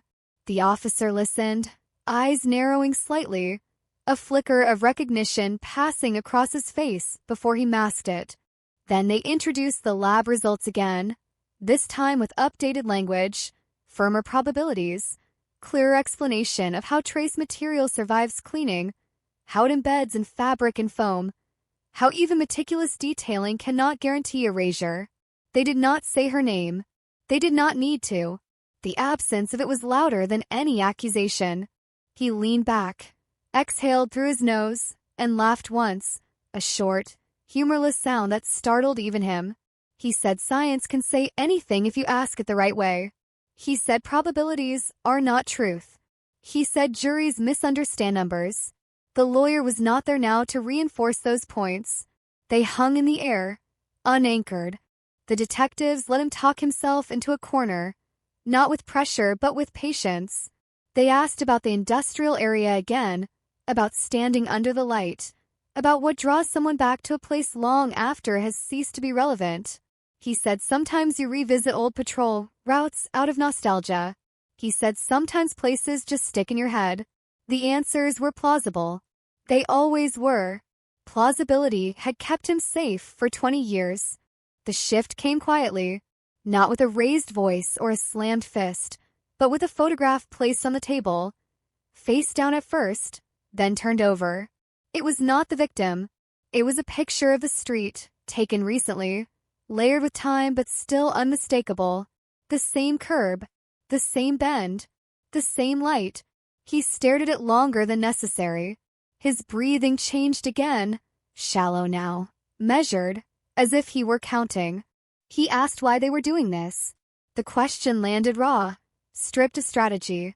One of the detectives answered honestly, because someone vanished, because a family waited, because routine should not be allowed to erase consequence. The officer swallowed. For the first time, his eyes dropped. What followed was not a confession in the way television teaches us to expect. It was a fracture, a series of admissions that circled the truth without naming it outright. He spoke about a stop that went wrong, about a woman who was scared, who asked too many questions, who didn't understand why she had been pulled over. He spoke about anger flaring unexpectedly, about control slipping for a second and then needing to be reasserted. He insisted it had not been planned. He insisted he had not meant for things to go as far as they did. The detectives listened without interruption, careful not to validate, careful not to recoil. They asked clarifying questions, anchoring statements to time and place, drawing lines between emotion and action. When he stopped talking, they waited. Silence returned, heavier now, saturated with implication. He never said the word killed. He never said her name. He described aftermath in vague terms, about panic, about trying to fix what could not be fixed, about making decisions quickly because the uniform demanded decisiveness, even when the situation no longer did. He said he thought he could make it disappear. He said he believed time would take care of the rest. They asked where she was. The question hung there, naked and necessary. He closed his eyes again, longer this time. When he opened them, they were wet. Not with tears, but with strain. He shook his head. He said he couldn't. He said he didn't know anymore. He said the city had changed too much. Water, earth, construction, all of it blurred together in his memory until locations lost meaning. Whether this was truth or self-protection was impossible to tell. The interview ended hours later with more questions than answers, but the shape of the case had changed irrevocably. What had once been inference now had voice. What had once been theory now had motive and method, if not full clarity. The absence of a body remained a wound, but wounds can heal without perfect closure. Courts, however, are less forgiving. As news of interrogation leaked, the narrative outside hardened. Headlines declared the cold case solved. Commentators spoke of justice delayed but delivered. Inside the task force, language remained cautious. Confession-adjacent statements are fragile things, subject to interpretation, to suppression, to the ruthless mechanics of defense strategy. They prepared for battle. The family was told that the officer had spoken. They were told carefully, with caveats, with warnings about expectations. They listened, hands trembling now, no longer practiced a restraint because the possibility of truth had finally breached their defenses. They asked again where she was. The answer did not change. In the days that followed, the officer was moved to a holding facility, stripped of the symbols that had once insulated him. Other inmates watched him with curiosity, some with contempt. He kept to himself, routine now reduced to schedules imposed by others. Control had inverted. Investigators returned to the harbor, to bushland, to construction sites built atop old ground, armed with new warrants and old dread. Searches resumed, guided by fragments of his statements, by intuition sharpened by years of failure. They dug where they could. They listened to machines tear at earth that had long since absorbed its secrets. They found nothing definitive. The city processed the story the way it processes all long-awaited reckonings, with a rush of certainty followed by unease. Was it truly solved without a body? Could justice exist without recovery? What did it mean that a routine traffic stop, something so woven into daily life, could hide something so final? Trust, once questioned, is difficult to restore. In a courtroom yet to come, words would be parsed, probabilities debated, memory attacked. But in the quiet spaces between headlines, the truth of the case settled into something heavier and more ambiguous. A woman vanished. A system failed to see it clearly for too long. A man confessed enough to damn himself without offering the clean closure everyone wanted. Cold cases do not end neatly. They unravel, strand by strand, leaving behind knots that cannot be untied. As Sydney moved forward, Building over old streets and old nights, the echo of 2004 remained, a reminder that routine is not innocence, that authority is not immunity, and that some answers arrive too late to feel like victory, arriving instead as a low, enduring ache that no amount of time can fully erase. The court date was set under a sky that looked indifferent, the kind of pale blue that refuses symbolism, and yet everyone involved felt the weight of it, because this was the point where story would be forced into structure, where emotion would be flattened into admissible language, and the chaos of a vanished life would be measured in objections and motions. The officer entered the courtroom without a uniform for the first time in his adult life, dressed plainly, hair trimmed, face composed in a way that suggested preparation rather than remorse, and the room reacted to him not with outrage, but with the quiet recalibration that happens when authority is stripped and a man becomes just another defendant. Prosecutors moved carefully. They had learned from the past, from cases that collapsed under their own certainty, and they knew this one would live or die on restraint.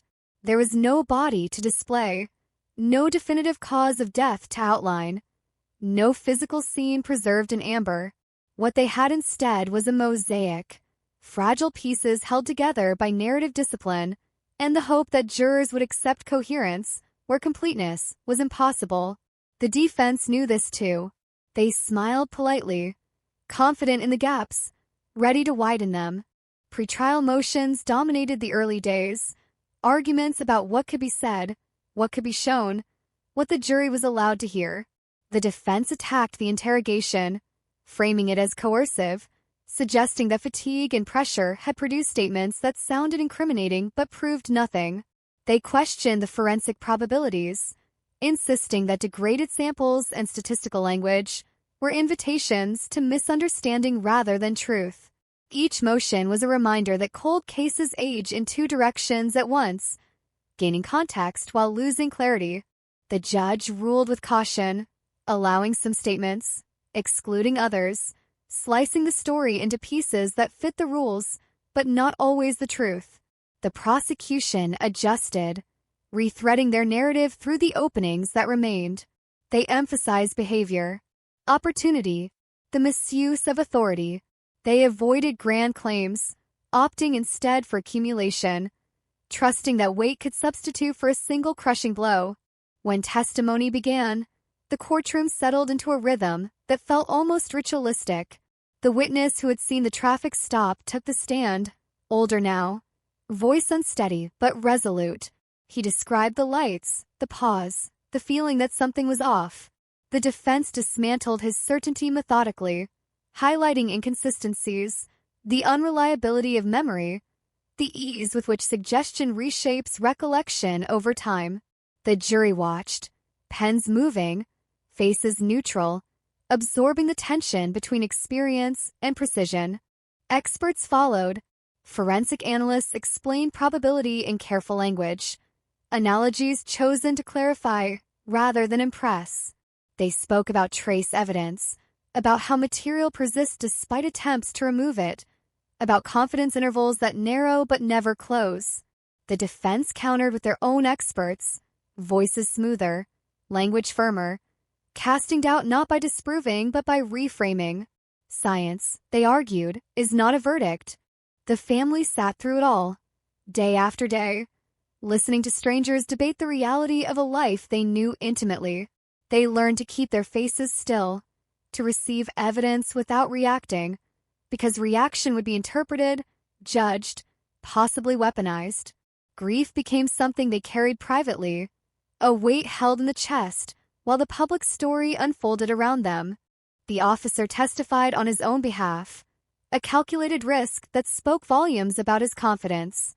On the stand, he was calm, articulate, a professional explaining events rather than a defendant defending himself. He denied harming anyone. He acknowledged mistakes in paperwork, in memory, in judgment. He framed his interrogation statements as metaphorical, emotional expressions taken out of context, the product of stress rather than admission. He spoke about the burden of working nights, about the toll of years spent in a job that demands vigilance without gratitude. Cross-examination was surgical. Prosecutors did not accuse. They asked him to clarify, to reconcile, to explain how his words aligned with the evidence as presented. They returned again and again to the concept of control, to the power imbalance inherent in a traffic stop, to the moment when a badge transforms a request into a command. He resisted, deflected, maintained composure, but the effort showed. Control, once effortless, now required visible exertion. Outside the courtroom, public opinion hardened along predictable lines. Some saw a monster finally unmasked. Others saw a man scapegoated by a system desperate for closure. Online forums filled with certainty untempered by nuance. Trust in institutions frayed further, stretched between the fear of abuse and the fear of injustice. As days turned into weeks, fatigue set in. Jurors shifted in their seats, evidence blurred, the human tendency to simplify asserting itself. The prosecution worried about narrative drift, about losing the thread of causation in a sea of detail. The defense leaned into that drift, emphasizing doubt, repeating the absence of a body like a mantra, reminding everyone that suspicion is not proof. Closing arguments arrived with a strange anticlimax. There were no fireworks, no raised voices. The prosecution spoke about responsibility, about how power demands accountability even when evidence is imperfect. The defense spoke about standards, about the danger of convicting on atmosphere, about the irreversible cost of getting it wrong. The judge instructed the jury carefully, emphasizing the burden of proof, the presumption of innocence, the need for unanimity. Deliberations stretched on. Hours became days. The jury asked questions that revealed fault lines, requests to review testimony, to hear certain statements again. The courtroom waited, breath held collectively, the city outside continuing its routines, unaware that the meaning of routine itself was under scrutiny. When the verdict finally came, it did not arrive as a shout but as a murmur, the foreperson's voice steady, almost apologetic. Not guilty. The words fell into the room and stayed there, heavy, unmovable. The defense exhaled.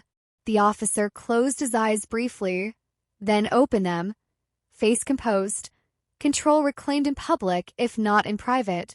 The family absorbed the sound as if it were physical, a blow delivered without force. No alcro, no collapse, just stillness. The prosecution nodded, professional even in defeat. The judge thanked the jury and dismissed them. The machinery of justice moved on. Outside, cameras surged. Questions flew. Was the case truly solved? Had justice failed? Could it be reopened? The official answers were cautious. Double jeopardy barred retrial on the same charge.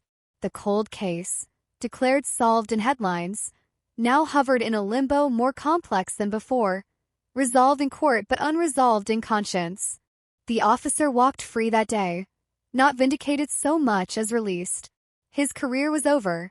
His reputation fractured. He disappeared from public view, a private citizen carrying a public shadow. The city processed the outcome with unease, the sense that something essential had slipped through the system's fingers. In the quiet aftermath, investigators returned the file to its shelf, not because it was finished, but because it had nowhere else to go. Cold cases sometimes end this way, not with certainty, but with a verdict that answers legal questions while leaving moral ones wide open. Sydney moved on, as cities do, but beneath the surface the story lingered, unresolved in the only way that truly matters, echoing each time a patrol car's lights flared in a rear-view mirror, a reminder that routine can conceal fractures too deep to ever fully mend. The city has learned how to live with the wound, but it has never healed, and by the time we reach this point in the story, Sydney no longer talks about the case in the past tense.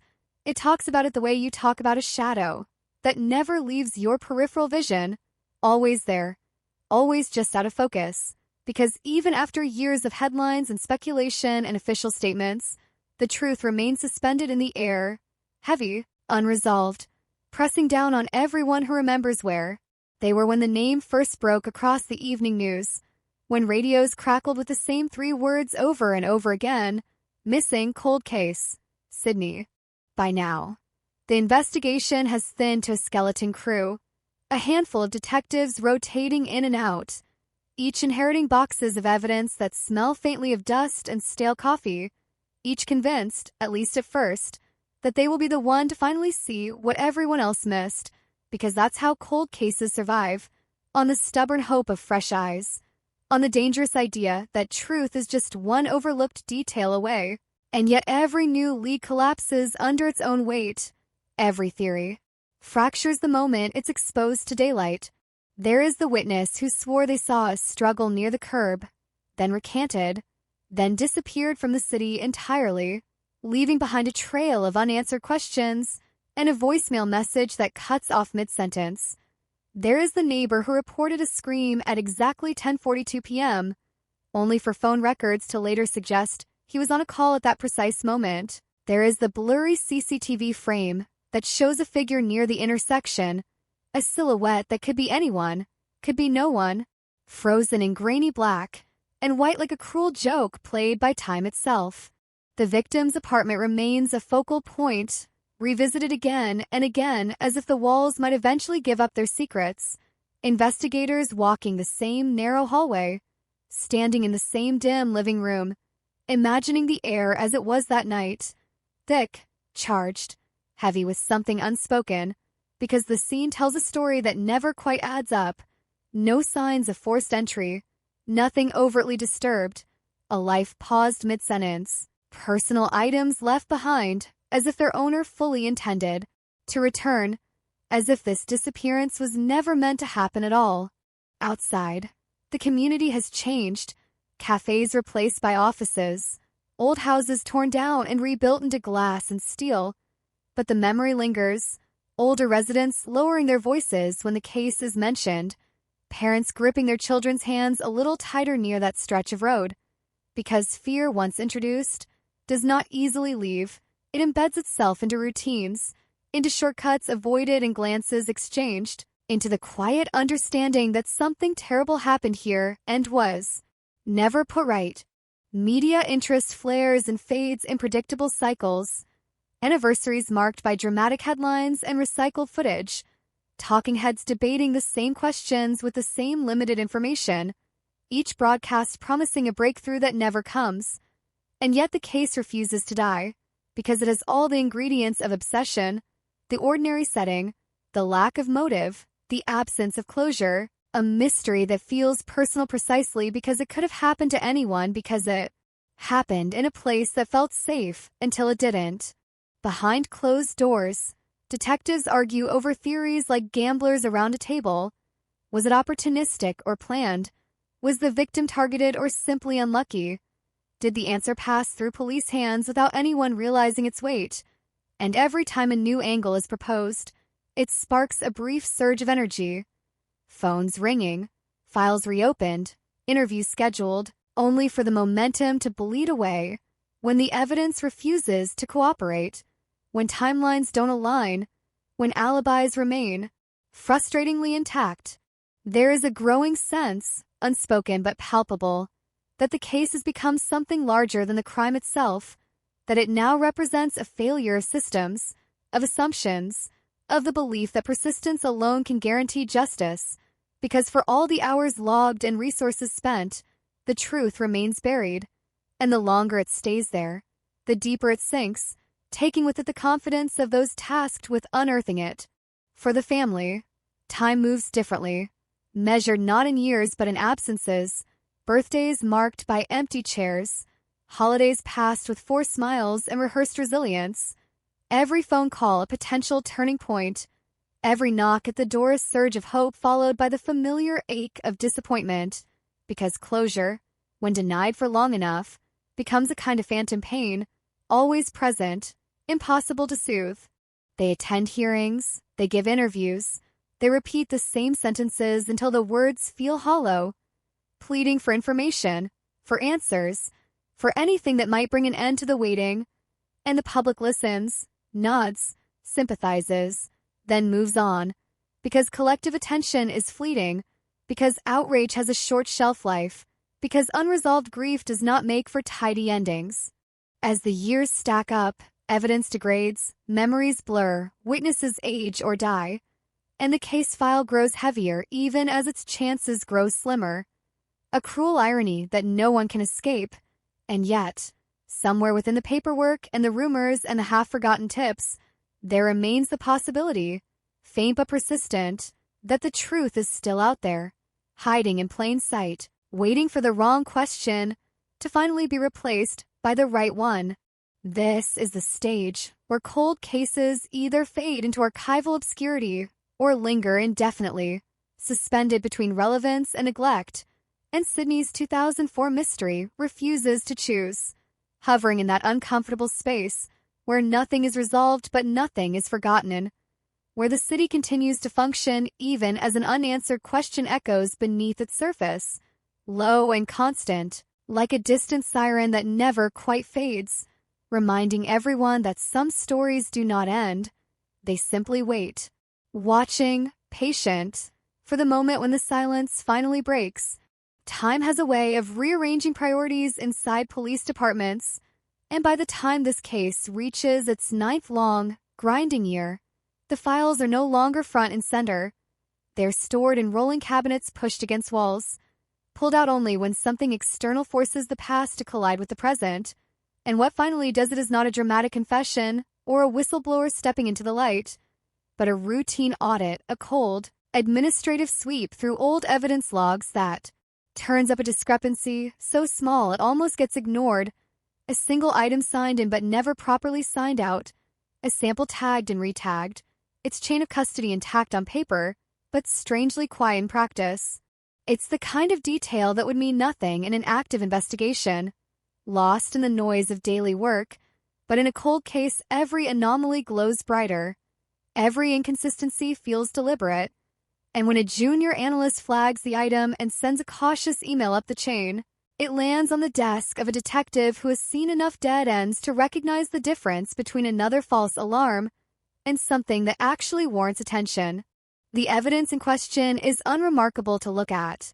A trace recovered years earlier from a vehicle briefly linked to the timeline, a car that had been stopped, questioned, released, then forgotten, and when nothing concrete connected it to the disappearance, back when resources were stretched and the city demanded quick answers that never came, and the sample was tested with the technology of its time, inconclusive, filed away, effectively buried by limitation rather than intent.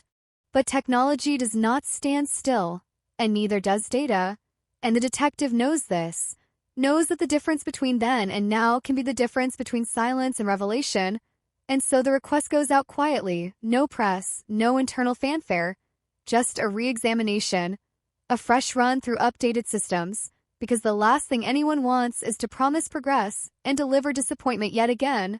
Days pass, then weeks, the case once more hovering in that familiar limbo, until the call finally comes, measured, professional, but charged with something unmistakable.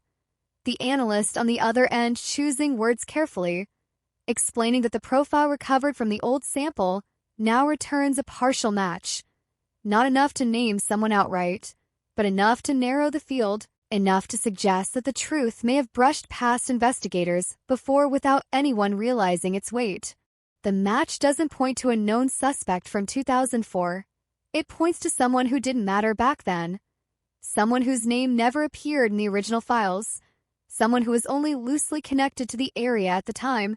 A transient presence, unremarkable, forgettable, and that, perhaps, is the most unsettling part, because it reinforces the idea that monsters don't always announce themselves, that some pass through scenes of devastation, leaving behind nothing but faint traces and plausible deniability.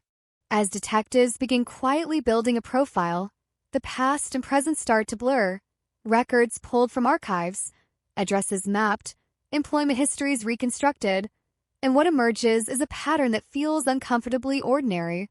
A person who moved frequently, who worked jobs that left little paper trail, who drifted in and out of contact with authorities for minor issues that never raised red flags. A life lived just beneath the threshold of scrutiny. There is no dramatic raid, no flashing lights, No immediate confrontation, because the case is too fragile for that, too dependent on precision, and so surveillance begins instead. Discreet, methodical, the subject observed going about daily routines, buying groceries, stopping for coffee, blending seamlessly into a city that has long since stopped expecting the past to reach out and grab the present by the throat. Meanwhile, the family is told nothing, shielded from hope as much as from despair, because investigators have learned, painfully, that premature optimism can be as cruel as neglect. And so the work continues in near silence, files growing thicker again, not with speculation but with verification, timelines cross-checked, old witness statements reread in a new light, small details suddenly resonating in ways they never did before. One statement, dismissed years earlier as unreliable, now takes on a different tone. A recollection of a vehicle parked at an odd angle, an unfamiliar face glimpsed briefly under a streetlight, details that once felt too vague to pursue, now aligning disturbingly well with the emerging profile. And the realization hit slowly, then all at once, that the case may not have been stalled by a lack of evidence, but by the absence of context. This is where cold cases become dangerous, not just because of what they hide, but because of what they reveal about the limits of certainty, about how easily truth can be obscured by timing, by technology, by the sheer volume of information that investigators must process under pressure. And as the pieces begin to move, there is a palpable shift within the team, a cautious energy that borders on dread, because progress means proximity, and proximity means confronting whatever has been waiting. In the dark all these years, when the decision is finally made to bring the subject in for questioning, it is done without spectacle, a request rather than a demand, the kind of approach designed to keep defenses low and conversation flowing. And in the sterile interview room, under fluorescent lights that flatten everything they touch, the past is invited back into the present with a series of calm, carefully constructed questions. At first, the answers come easily, rehearsed but not overly so, a narrative of movement and forgetfulness, of nights that blur together over time. Nothing overtly suspicious, nothing that would have justified further attention all those years ago. And it is precisely this normalcy that makes the moments of hesitation stand out, the pauses that last just a fraction too long, the eyes that flick away when certain locations are mentioned, certain dates pressed gently but persistently. The interview stretches on, hours passing unnoticed, the line between conversation and confrontation growing thinner with every exchange. And while there is no confession, no dramatic collapse, something shifts in the room. A tension that didn't exist at the start, an unspoken understanding that the past is no longer safely buried, that it is being examined, measured, weighed against the present in ways that cannot be undone. When the subject finally leaves, escorted politely back into the world, detectives are left alone with recordings and notes and that familiar mixture of anticipation and restraint, because experience has taught them that momentum can vanish as quickly as it appears. That certainty is a luxury rarely afforded in cases like this. And yet, for the first time in years, the silence surrounding the case feels different, less like stagnation and more like a held breath.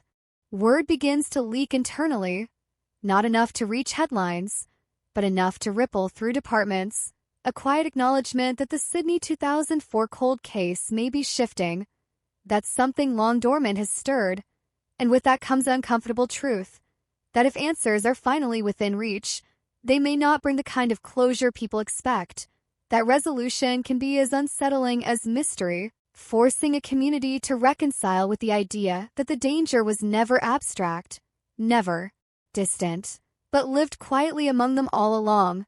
As the city moves through its routines, unaware of the recalibration happening behind closed doors, the case edges closer to a threshold it has hovered near for years, a point beyond which it cannot return to obscurity.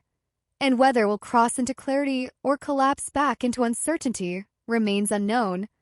But one thing is certain now: the past has stopped being passive, and whatever happened in 2004 is no longer content to stay silent. It is pressing forward, demanding to be seen, demanding to be named. And in that pressure lies both the promise of truth and the threat of what that truth might finally reveal. By the time part 10 of this story unfolds, the investigation is no longer just an exercise in patience. It has become a psychological siege, slow, methodical, relentless, the kind that doesn't rely on force but on inevitability. Because once a cold case starts to warm, it changes the behavior of everyone around it, detectives included, and there is a subtle but unmistakable shift in tone inside the task force room. Conversations dropping to murmurs, doors closing more often, phones answered with careful neutrality, as if the truth itself might be listening. The interview recordings are replayed again and again, not for what is said, but for what isn't, for the gaps, the micro-pauses, the moments where memory should flow easily but instead stutters, and each replay sharpens the same conclusion, that the subject knows more than they are willing to admit, not necessarily in the dramatic, cinematic sense of guilt spilling out under pressure, but in the quieter, more disturbing way of someone who has rehearsed forgetting, who has built a life around the assumption that the past is finished with them. Detectives begin mapping timelines with renewed intensity, overlaying 2004 with the present, aligning phone records with traffic data, employment logs with bank withdrawals, constructing a lattice so dense that even small deviations stand out like fractures, and what emerges is not a single smoking gun but a convergence, a tightening circle of coincidence that becomes harder to dismiss the closer it draws, because patterns, unlike theories, do not require belief, they simply exist. One location keeps resurfacing, a stretch of road that seemed insignificant at first glance, a place thousands of people pass through without noticing, and yet it appears again and again in the data, adjacent to movements, brushing against timelines, sitting uncomfortably close to moments that matter, and when investigators return to it in person, standing there years later, the weight of it becomes tangible. The way ordinary spaces can carry extraordinary secrets without ever advertising them. This is where the case starts to echo its own title, because back in 2004, it was a routine traffic stop that barely registered, a moment so mundane it blended into the endless churn of nightly police work. And now, in hindsight, that moment looms larger than almost anything else. A reminder that history often turns not on grand gestures, but on seconds, on decisions made under fluorescent lights with radios buzzing and paperwork waiting. Records from that night are pulled, cross-referenced, scrutinized with an intensity they never received the first time around, and there it is, understated, procedural, a brief interaction logged and closed, no cause for escalation, no obvious red flags, just another driver sent on their way. And yet when detectives read it now, knowing what they know, the simplicity feels almost mocking, as if the truth passed within arm's reach and was waved through by habit. The realization is not explosive. It doesn't arrive with shouting or dramatic gestures. It arrives quietly, sinking in piece by piece, because if the subject of the current investigation was indeed that driver, if that brief stop intersected with the crime in ways never understood at the time, then the case is no longer just unsolved. It is unfinished, paused at a critical juncture and left there for years. This reframing changes everything. Strategies adjust, questions evolve. The approach becomes less about what happened in isolation and more about how it slipped through the cracks, how normalcy acted as camouflage, and detectives begin preparing for a second, more focused interview, one that doesn't accuse outright but narrows relentlessly, designed not to shock but to corner, to remove escape routes until only truth or silence remain. The subject is contacted again, this time with a slightly firmer tone, still polite, still procedural, but unmistakably serious, and when they arrive at the station, there is a difference in their demeanor, subtle but real, an awareness that this is no longer a casual revisit of the past, that something has shifted in the balance of control, and under the same unforgiving lights as before, the conversation resumes.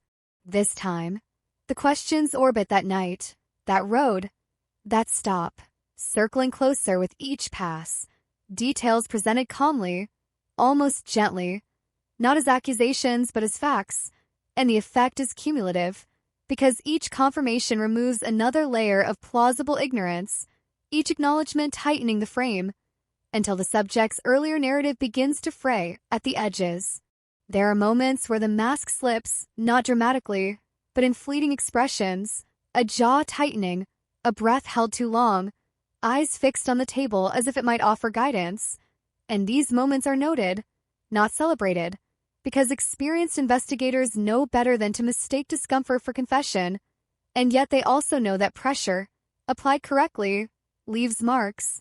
Outside the interview room, the weight of the case presses down on everyone involved, because progress now carries consequences, legal, emotional, public, and the possibility of reopening wounds that never closed, and discussions turn increasingly to what comes next: warrants, charges, announcements, the choreography of truth once it can no longer be contained, because solving a cold case is not just about answers, it's about impact. The family is finally brought closer to the perimeter, not told everything, but enough to sense movement, enough to feel that the years of waiting may be approaching a turning point, and their reactions are complex, hope braided tightly with fear, because clarity promises relief, but also finality, the end of imagining, the beginning of knowing, and knowing is not always easier. Within the department, word spreads a little further now, still controlled, but impossible to fully suppress, and with it comes scrutiny, questions about past decisions, about missed opportunities, about whether the system failed or simply functioned within its limits, and these questions linger, uncomfortable but necessary, because closure without accountability rings hollow. As evidence continues to align, prosecutors are consulted, their language careful, their standards exacting, reminding everyone that suspicion, no matter how compelling, is not proof, that the story must hold up not just in the court of public opinion, but in an actual courtroom, where doubt is currency and certainty is hard-won, and so the case slows again, deliberately, every step measured. This is the paradox of nearing the end, that momentum must be restrained just when it feels strongest, because a single misstep could unravel years of work, and so detectives wait, review, corroborate, resisting the urge to rush toward resolution, even as the narrative of the case strains toward its conclusion. Sydney, meanwhile, remains largely unaware, the city going about its days, traffic flowing through that same stretch of road, drivers stopped and released for minor infractions, lives intersecting briefly and then moving on, unaware that one of those intersections long ago may have changed everything, unaware that the past is being methodically reconstructed behind closed doors. And in that reconstruction, the case begins to shed its abstraction, becoming less a symbol of mystery and more a sequence of human decisions, choices made under pressure, assumptions left unchallenged, moments that seemed insignificant until they weren't. And this reframing is perhaps the most unsettling development of all, because it suggests that the line between solved and unsolved was never as wide as it felt. As Part 10 draws to its close, the investigation stands on the edge of something irreversible, not yet a declaration, not yet a resolution, but no longer suspended in uncertainty either, the silence now taut, expectant, like the pause before a verdict is read, and whether that verdict will finally name what has haunted the city since 2004 remains just out of reach. But the machinery of truth is fully engaged now, grinding forward, and for the first time in years, the question is no longer if. The past will resurface, but how loudly it will speak when it does. The moment everything changes does not arrive with sirens or breaking news banners. It arrives quietly, almost apologetically, in a conference room where the air feels too still, and the chairs are arranged with deliberate care, because by now everyone involved understands that whatever happens next will ripple outward, touching people who have lived for years in the uneasy space between memory and forgetting. And when the final pieces are placed on the table, they do not form a single dramatic revelation, but a complete picture that is suddenly impossible to look away from. The traffic stop from 2004 is no longer just a footnote. It is the spine of the story. The moment where two timelines brushed against each other without anyone realizing the significance. And as prosecutors review the reconstructed sequence, they see what investigators now see clearly, that the routine nature of that encounter acted as a shield. That normal procedure became the perfect hiding place for something extraordinary and terrible, because nothing looks more innocent than the familiar. The evidence, when laid out end to end, carries a quiet authority. Updated forensic results reinforcing old suspicions, movements aligning with opportunity, statements once dismissed now supported by data that did not exist at the time. And while no single element would have been enough on its own, together they form a narrative that holds, not just emotionally, but legally, structurally, the kind of story that can withstand cross-examination, that can survive the relentless pressure of a courtroom. When the decision is made to move forward, it is unanimous but heavy, because bringing closure to a cold case is not a victory lap. It is an obligation, and the arrest, when it comes, is handled with the same restraint that has defined the latter stages of the investigation. No spectacle, no public theatrics, just a name, a time, a place, and the weight of years collapsing into a single irreversible act. News breaks anyway, as it always does, first in whispers, then in headlines that ripple across the city. Sydney 2004 cold case solved, routine traffic stop exposes killer. And the words land with a force that feels disproportionate to their simplicity, because behind them sits nearly 2 decades of unanswered questions, of suspended grief, of a city that learned to live with uncertainty as a background noise of daily life.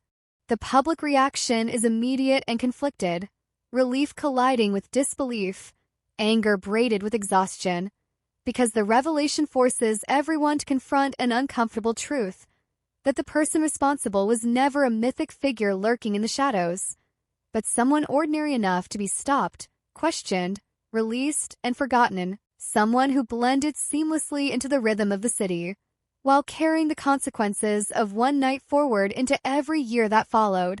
For the family, there is no clean emotional arc, no simple shift from pain to peace, because answers do not erase absence, and closure, when it finally arrives, feels less like resolution and more like a door closing slowly, deliberately, on a room they've been standing in for far too long.